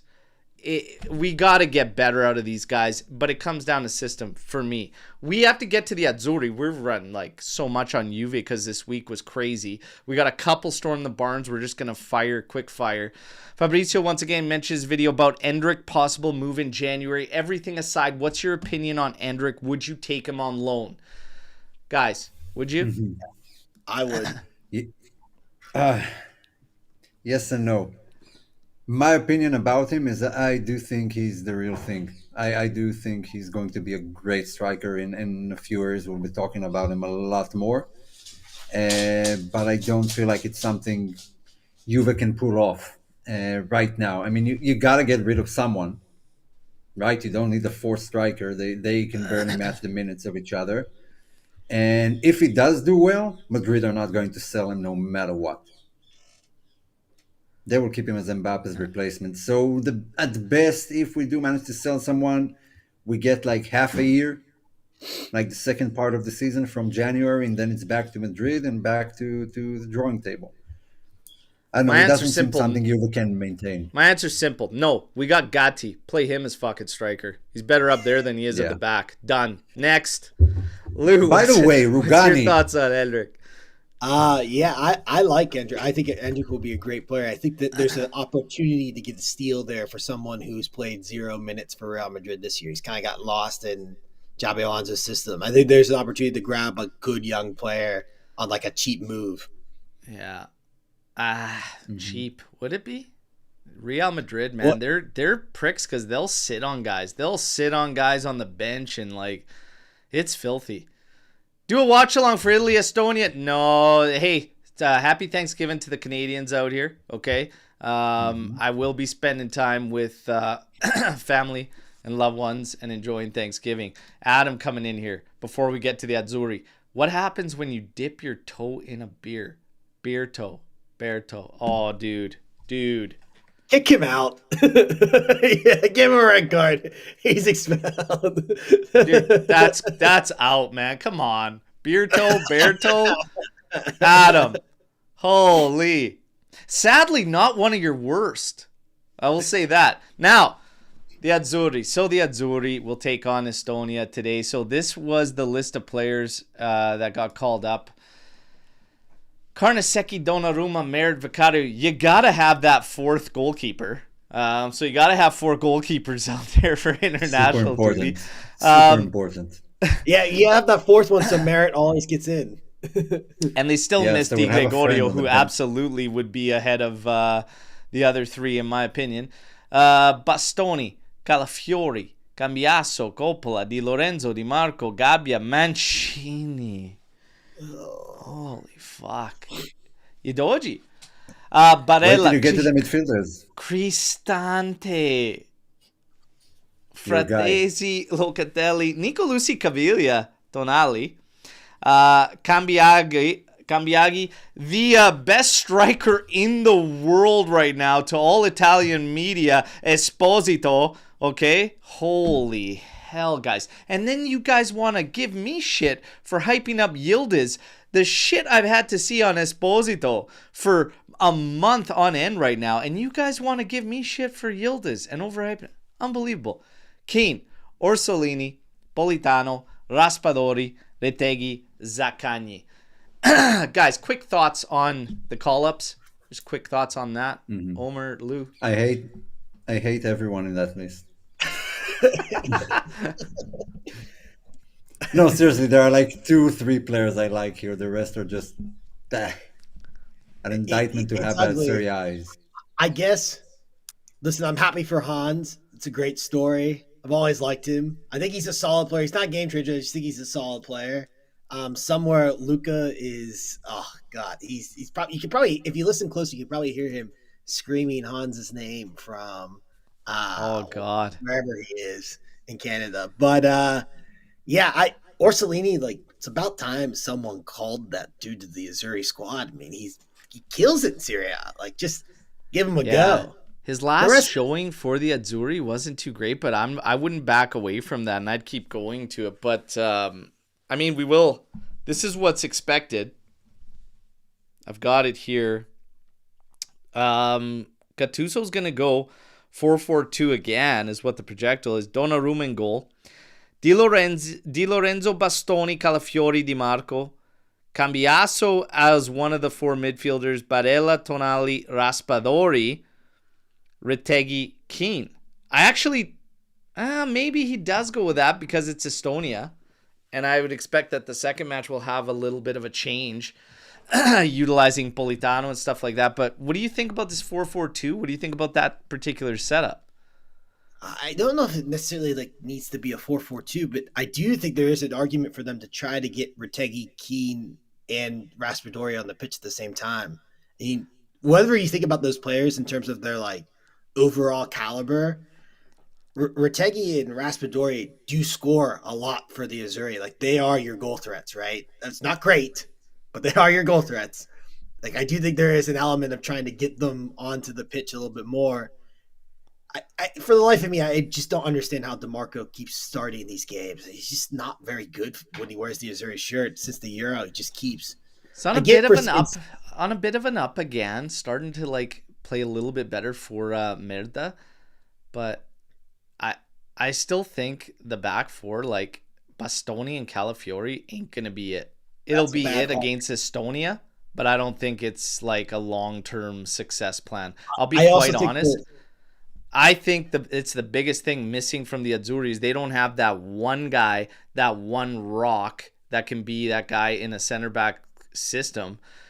Buongiorno plays a game and he's gone for 5.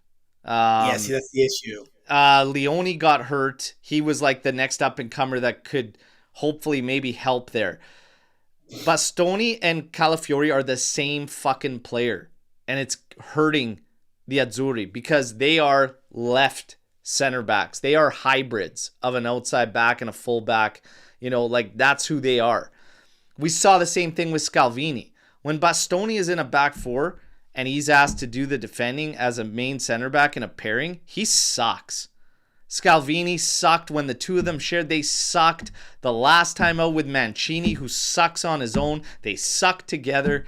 They're not built for a back 4, in my personal opinion. But they're also...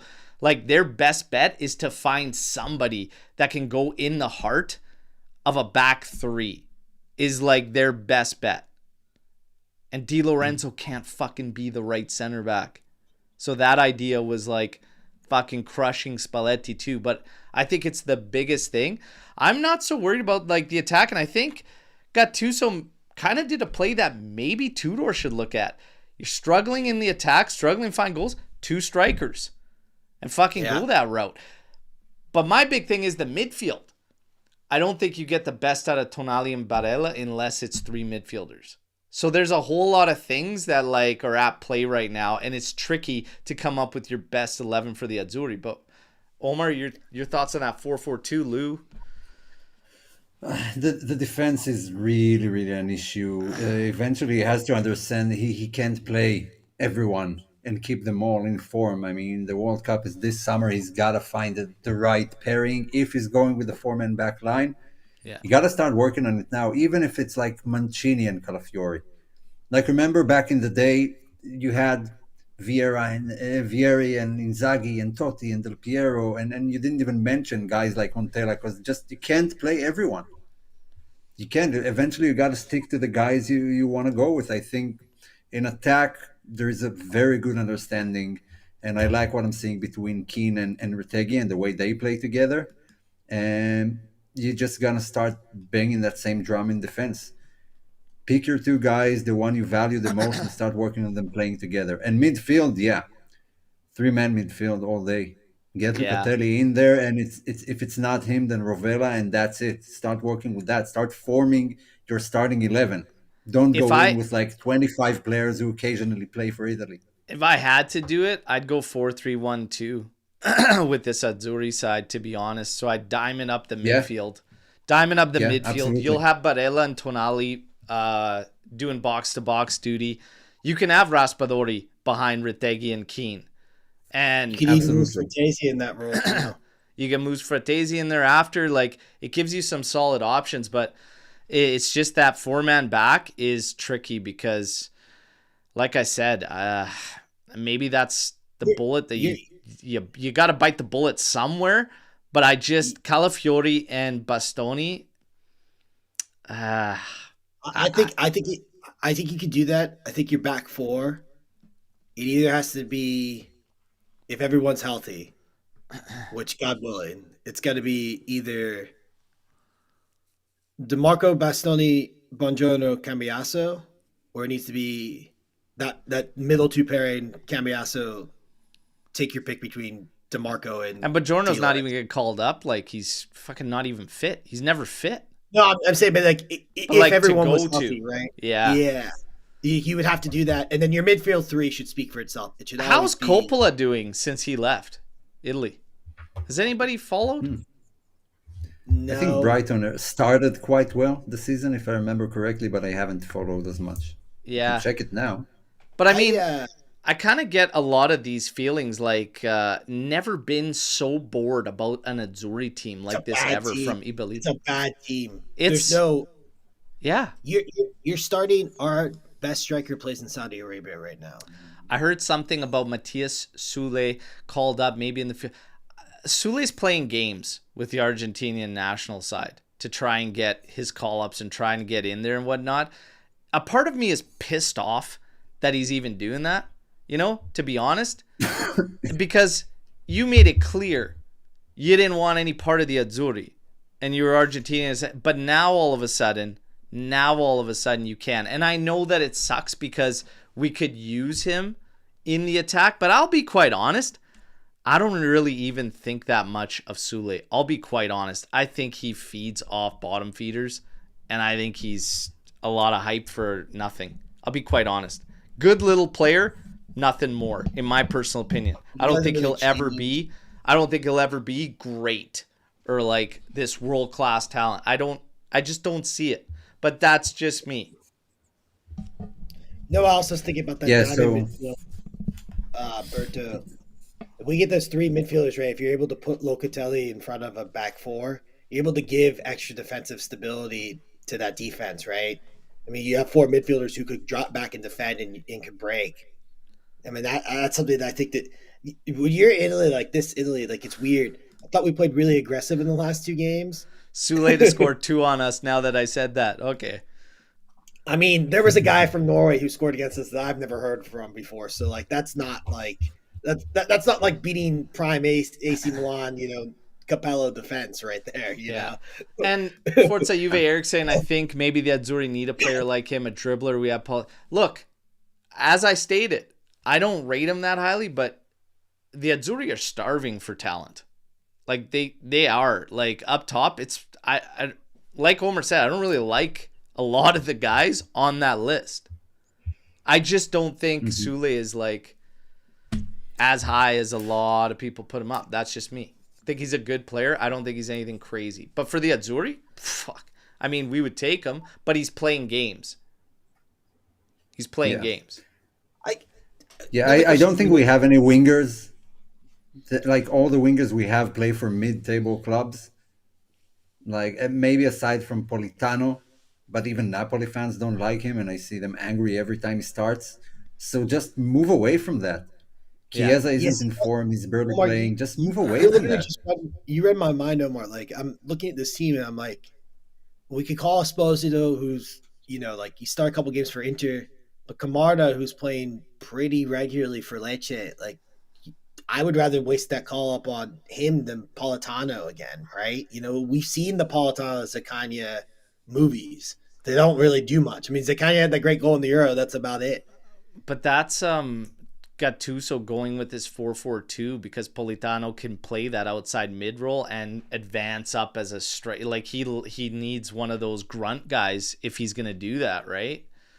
Yeah, we also have to be like fair to Gattuso here a little bit. Some of these call-ups, he's given like an impossible task. I meit's like 98% certain we're going to a playoff, right? Yeah, and then it's like you have like a terrible cast of players, right? It's a bad generation. You're already behind. The tough thing, is he came into this. They made a mistake by not getting rid of Spalletti right after Euros. It should have been done, gone, because now he's behind the 8 ball. And this 4-4-2, even if we're talking about all these different potential setups and etc., he's not in a position to fucking try anything right now. He has to get results. So the first thing that works, when you're throwing shit on the wall, the first thing that sticks, you got to be like, we got to go.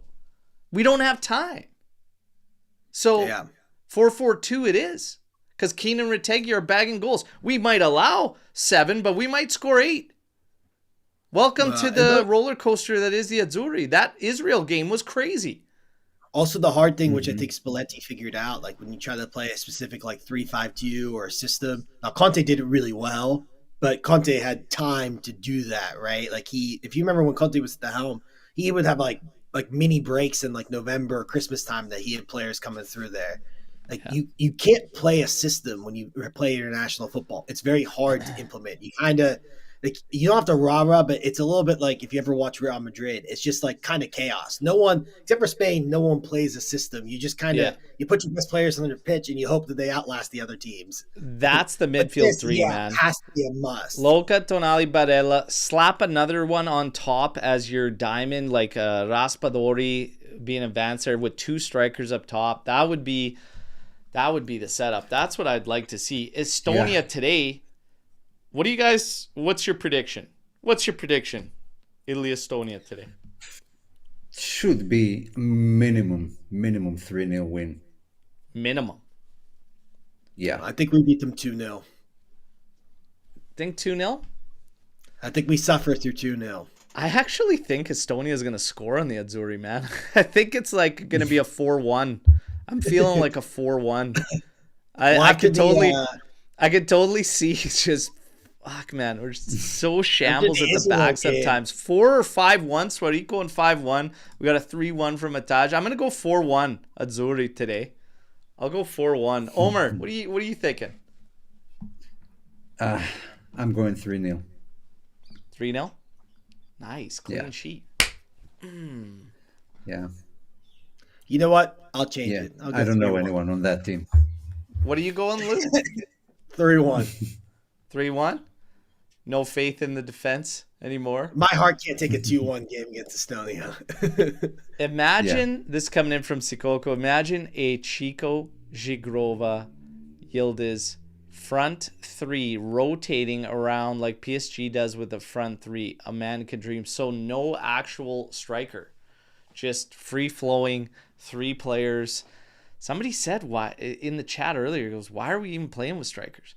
And just use Because all these guys. Because unlike League One, teams in Serie A would rather draw. Man, you need, but I tell you what, I am Not thinking everyone about, does it. I am thinking about potentially, like, maybe we should just deploy 2 strikers. You got these guys all struggling individual. Maybe you should go 2 strikers and play 110. And Platini even said, why is Yildiz playing out on a wing? Why not just throw him centrally? I mean, here's my thing. I tend to agree with him. I know, but he's got a lot of freedom. It's not like he has to stick out that way. And I think one of the problems that I've said in our setup, you got way too much congestion on the flanks. If you think about the left side where Yildiz predominantly plays and he drifts to, etc., you got fucking Cambiaso. You got Kelly out of a 3-man back setup that also races up there and he just goes straight into that area. You've got Thuram that is in the mix, that is in that area. Then Locatelli drifts in to offer support because these guys get up. And I'm like, guys, when you freeze frame that, you have nobody across the fucking pitch or in the center or anywhere else. And that's why we have to go boom to the back, recycle all the way to the side. And guess what? You got fucking 5 guys twiddling their thumbs over here. Now you got to wait an hour for anybody to come over, be an option. And you got 1 striker up top. Yildiz playing left, right, central. He could play wherever the hell he wants.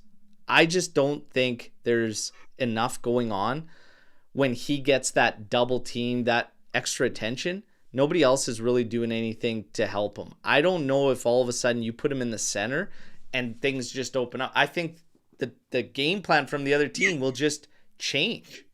Yeah. It'll just change. And then they still are going to double team him. They might leave a triangle of players around him at all times. I don't think it gets any better.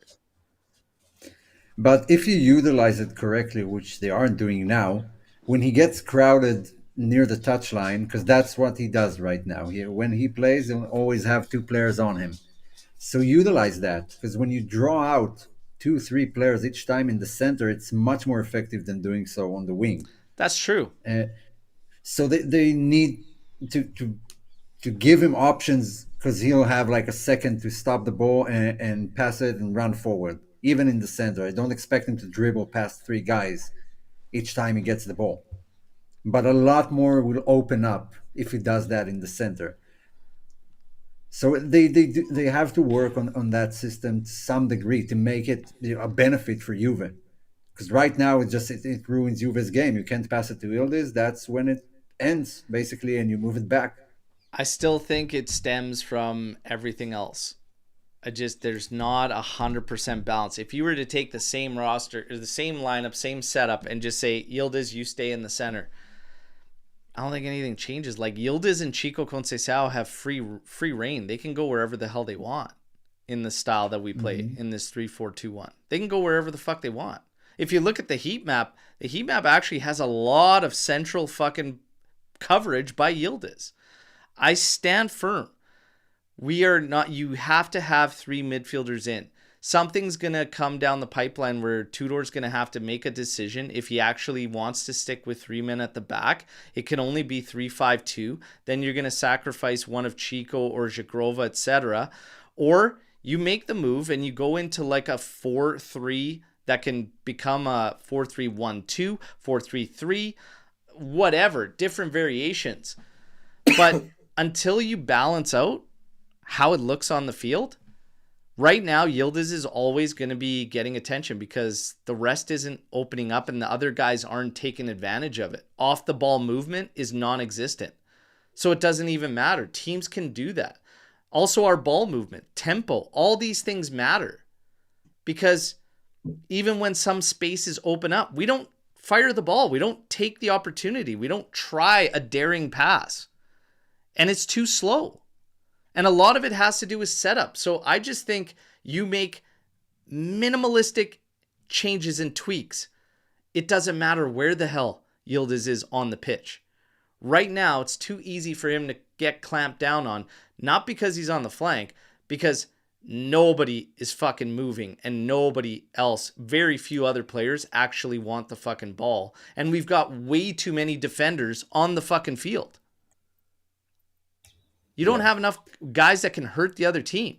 I'm sick and tired of watching Kelly, Gatti, Kalulu be on the ball for fucking way too long than they should be. Get an extra midfielder in there. Let it be one of Adzic. Let it be Moretti when he comes back.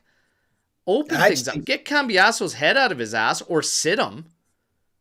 Get somebody else. I actually think Moretti would be kind of useful in some of these situations. Not just like you want to play a 3-man midfield. He could play behind 2 strikers. He did that very well at Genoa. You could do things with Yildiz. He doesn't even have to necessarily play the number 10. He could play as a second striker in that formation. Yep. And he could do a lot, right? Dude, this guy just needs to hit the field, man. I'm telling you. Like a player like that just needs to be on the pitch. I'm still not sold on our system and what we're trying to do. And I think it's clear because he's not the only one struggling. They're all struggling and they're just congested. We play the same ball. It's like flood it onto a side, recycle, and then wait an hour because everybody's just playing this side. There's no presence from the midfield in the center of the pitch. Our midfields just do this like U-shaped shit that just goes like this. And it's like, fucking spread it out. And if you want to use Yildiz as one of those guys, that's fine. You could use him as a third, as an advanced midfielder behind 2 pivots. You could let him be that 10. You could let him do that. That would also help. Just use the fact that he gets attention, no matter how. I mean, that's the coach's job right now. As soon as Yildiz gets the ball, David, you drop down here. Thuram, you move there. At the second he gets the ball, start using that because right now it's not utilized. He gets the ball, and then they hope he gets past 1 or 2 guys, and then things open up.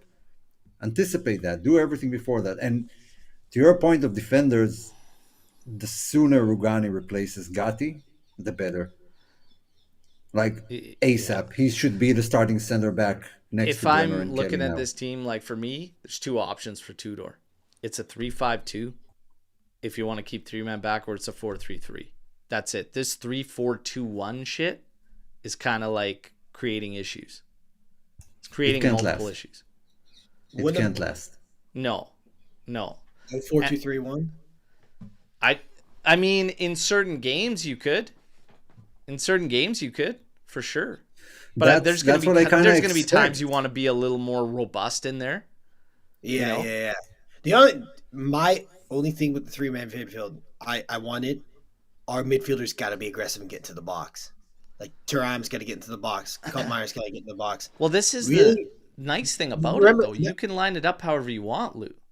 Yeah. Because if you play a 3-man midfield, you can have 2 pivots, 1 advanced. You could play 2 box to box, 1 deep line. But whoever it is, like they just – because you remember like when we used to do that under Max, right? We had like a similar problem where we have 3 people in the midfield, and the guys that got in the middle of the box were like McKennie and Moretti, who were like Moretti back then was not like really a goal scorer, right? So it's just like, it was Rabiot. Yeah, we're going to play 3, like make sure you're getting in the box and scoring goals because – you are right. In the case like Rabiot, like he did bang a lot of goals that one season because he was getting into the box regularly. Like that's the benefit of playing with a 3-man midfield. Yeah. So the question is, what are your preferred 3-man midfield? Because we know the 2. Now, is it McKennie? Is it Adzic?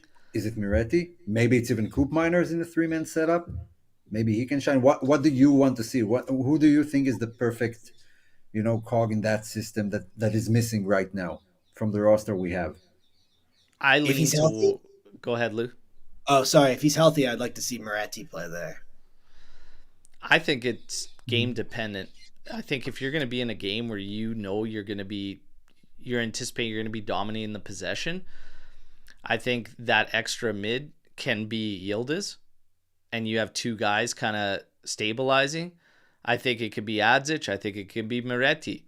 I think there, even when you go in a 3-man setup, typical, you want 2 box-to-boxes. I still think Adzic and Moretti can be utilized as that third guy. If you want to be more robust, then you look at a guy like Koopmeiners, you look at a guy like McKennie, rounding it out. I don't think we need to like lock in and like this is our midfield three. I think based on those and what you're doing in games, guys will make it their own.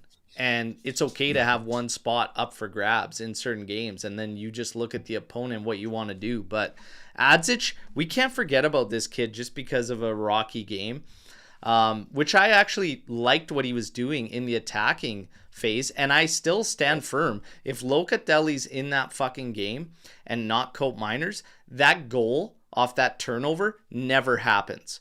Because Cope Miners just fucking abandons ship randomly, uselessly, for no reasons. Loca's in that game, that turnover never happens because he's collecting that ball and Adzic is forward. Also, that's like people like, we look at so many things in the vacuum. Like, this is a young player. Like, that's a situation where you have someone pressing you like that. You're going back to your own goal. You take a dive. You get a foul. Like, that's usually what you do. We had three players back and none of them could pick it up.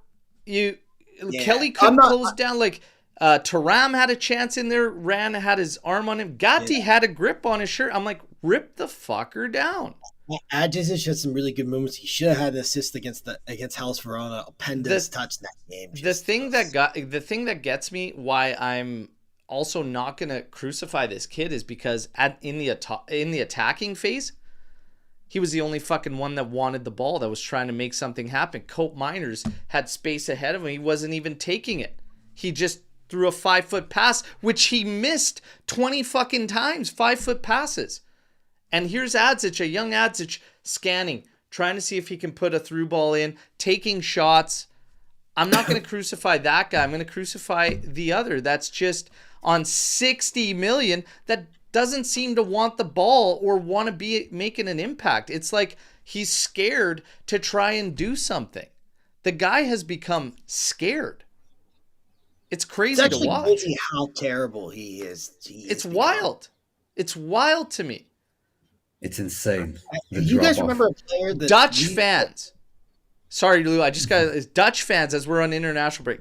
Dutch fans are like baffled because Cope Miners, when he was doing good with Atalanta, he was doing good for Holland too. Like, he's just same thing. They were like, he's smart, simple, effective. They're like, what is going on? The Dutch fans are like, this is not the same friggin' guy. This is yeah. The thing is, he's missing like 5-yard passes. Those are elementaries. It's not like Juve have ruined him. He's lost, man. You remember a player that we bought for that much money that has just lost his head this bad? Like, because you guys have make the argument. Is there a player that like has regressed like this, like at Juventus before? For 60 mil, we've had a lot of 40 mils. We've had a lot of 40 mils that have been pretty junk. No, you can make the argument for Vlahovic, some would say. I don't know if it's that severe with him.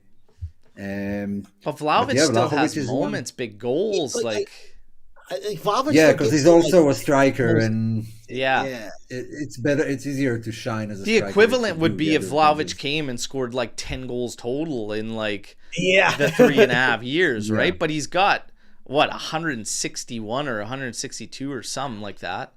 I mean, that you remember in the Atalanta game, Cope Miners, like, he was clear on goal. He was 1v1. He didn't even look like he was confident taking that shot. He looked like he kept looking around, like panicking almost. Like, he looked scared.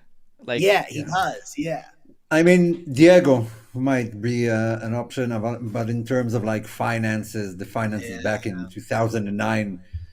Diego, from given the seasons he had at Werder Bremen, would cost about 60, 70 today, even more. Marcelo Salas, but his was injury. So I give him some Felipe Melo. I give him slack. Amaury was fairly expensive. Amaury's a good shout. Amaury was expensive and did nothing. Yeah. Sad.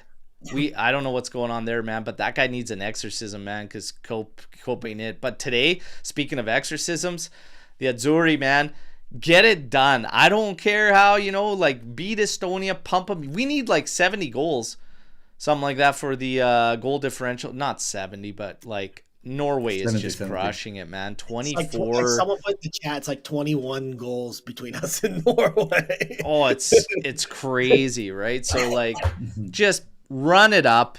You never know what's going to happen, but all signs are pointing. Well, are they? Like, it's pointing to a playoff for the Azzurri. But, man, how confident are we that we might not slip up and, like, actually hit that playoff? Like, I have very little confidence in this team. I'm going to be quite honest. That Israel game scared the shit out of me when it comes to the Azzurri. That was hard to watch. What would you guys? All right, last question. We'll finish up here. How would you rather miss the World Cup, in the playoff or automatic disqualification? Jesus. It's so sad. I've lived through two really playoffs. Is. I don't know if I can live through a third one. Man, you know what's okay? It's crazy that the 2006 World Cup final is like the last knockout game that the Azzurri have been in. Like for World Cups. Yeah. Oh yeah, for World Cups, yeah, didn't that for World Cups. That's they crazy. Were in a final. That's crazy. Insane. That's insane. Yeah. I mean, we were very lucky to watch Italy win both the World Cup and the Euros. Apparently, it's pretty rare. But to not even see Italy, there's a whole generation right now who I was just gonna say, Omar, it's so sad. I love the Euro, so sad, really. A generation has not seen the Azzurri in a World Cup right now. Like, crazy. And I mean, the three-peat isn't. I mean, they gotta fight for this thing. Like, if they slip up, that could be it. It's also, we gotta think about the mental aspect because a lot of these players missed at least one World Cup. Donnarumma has now missed 2 World Cups. The mental aspect of that has to loom over them. Like you can almost feel it. Like when Gattuso speaks, like he had that quote about Cannavaro and like the hair gel, and he's like he's in the trenches. Yeah. Not wrong. Like the whole country can kind of feel it. Like so, did Cannavaro get that gig? Yeah, he did. Yeah. So Cannavaro was supposed to be on an interview with us and the AJC, and I thought it was going to be BS because he was supposed to be at an event and I was going to be there, and then we were going to have an interview, and then it was like, oh, you can't, there's job availability coming into the question now, so he just can't, he's got to be available. And I was like, oh, that sounds like BS. And then it's like, hey, he's coach at so-and-so. I was like, what? I was like, oh. And they're in the World Cup and Italy's not.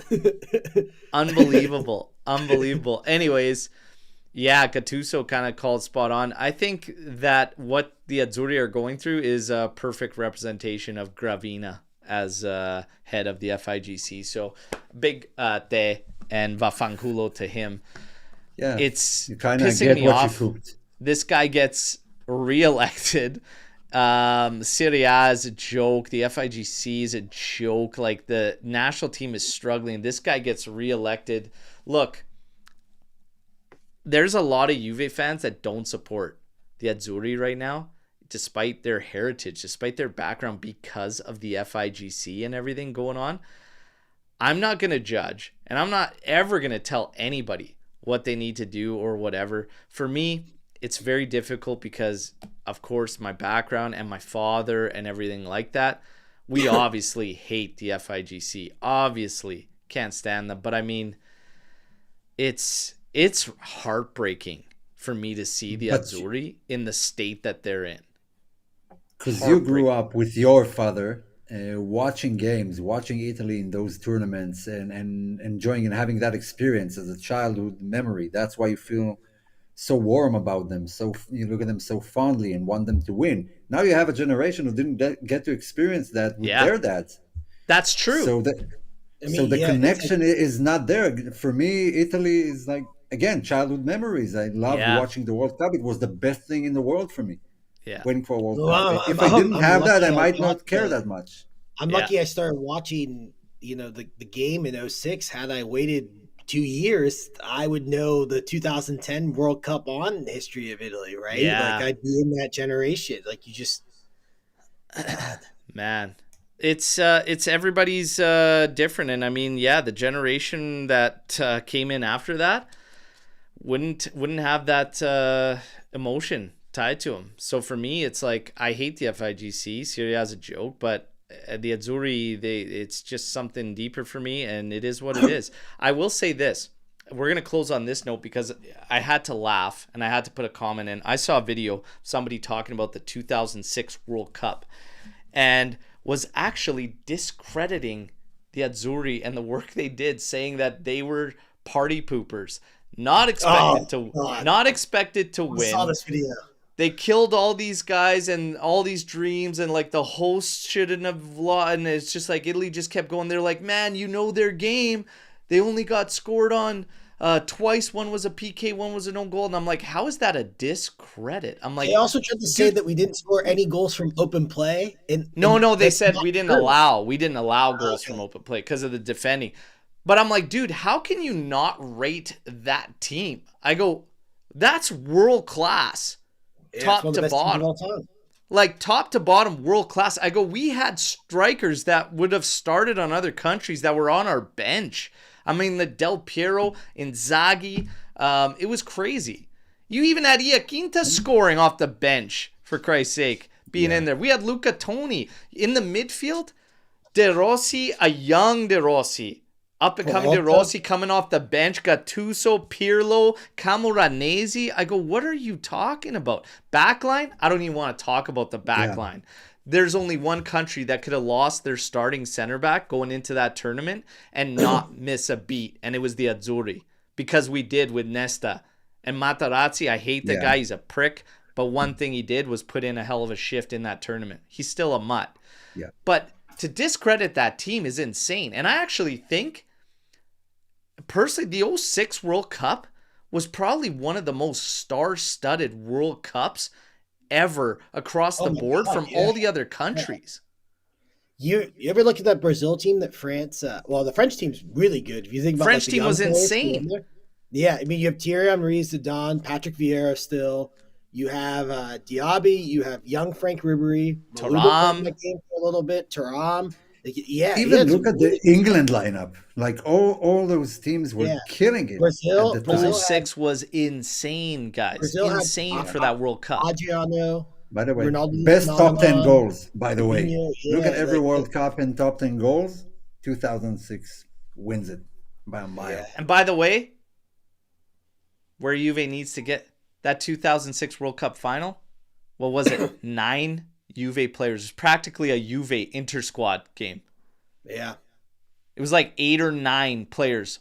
So Vieira Juve starters in the World Cup final. I think 8, yeah. Hey, one last note before we go. How about the amount of former Juventus players just ripping the FIGC and Inter for taking those Scudettos this week? You have Patrick Vieira, Paolo, Trezeguet this week, Ibrahimovic last month. Just inject it. I absolutely love it. Absolutely love it. Those mutts need to know, and it never stops. That's why I need a guy with some fucking cojones to call them out on this Napoli Osimhen bullshit. You wanted to make an example out of us. We're going to put you to the sword now and hold you accountable for consistency.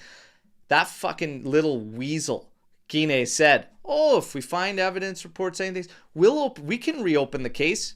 Here it is, buddy. But I'm expecting fuck all. You're an absolute joke. 06 World Cup though, man. Come on. What a tourney. What a tourney. Oh, what a insane. Tournament. I don't know how you could ever discredit that team and what they accomplished. Absolutely insane. Then the red card against Australia, that was probably the only game I was like, because that was crazy. And we come through. And that Grosso too, the cut in. And then the guy goes down there like, that's a dive. I'm like, that's a PK. Also, too, like it's even insulting to the other national teams that were in this tournament because they were great. Like saying Italy had it easy or whatever, caught a bad tournament from everyone. That's a Germany-Italy game. I must have watched 28 times so far since one of the best for a game that ended 2-0 with 2 late goals. One of the best games I've probably ever watched. It's a chess match, the whole game, dude. It had it all. Crazy chances. Buffon with fucking some insane saves, and then just the defensive masterclass. Pirlo with the no-look pass to Grosso and that shot from Grosso. Yeah. Oh, my God. And then ADP to sell it. And then what? He gives them the fucking day. His variation Yeah, of the you can day. see him. Yeah, You can see him almost, running, like, kicking it is insulting signs. to the other nations to say that, because like Zidane, like up until the headbutt, gives one of the all-time great World Cup performances. He Yeah. dominates. He's retiring. Like he dominates that tournament. Oh, Yeah. man. Yeah, some of Zizou. those guys. I mean, Kaká, Ronaldinho played together for Brazil at the time. And every team you go through just had some amazing players. It's so fun to watch. And Del Piero was running there, kicking the signs, and I saw an interview with him that he said that all of the Calciopoli issue, Pisotto trying to kill himself and whatever, it all exploded in Yeah, that goal because I've never seen Del Piero celebrate that way, Yeah. like It was sort of crazy. angrily. It was crazy. It just all exploded with that goal. You And forget Lippi too. told the That's the other bench, thing. watch him score. Behind the scenes, you had Calciopoli going on. You had players leaving the camp because of Pizzotto. I think Mhm. Cannavaro and Del Piero left the camp to go, check Yeah, on him they as he did. came back.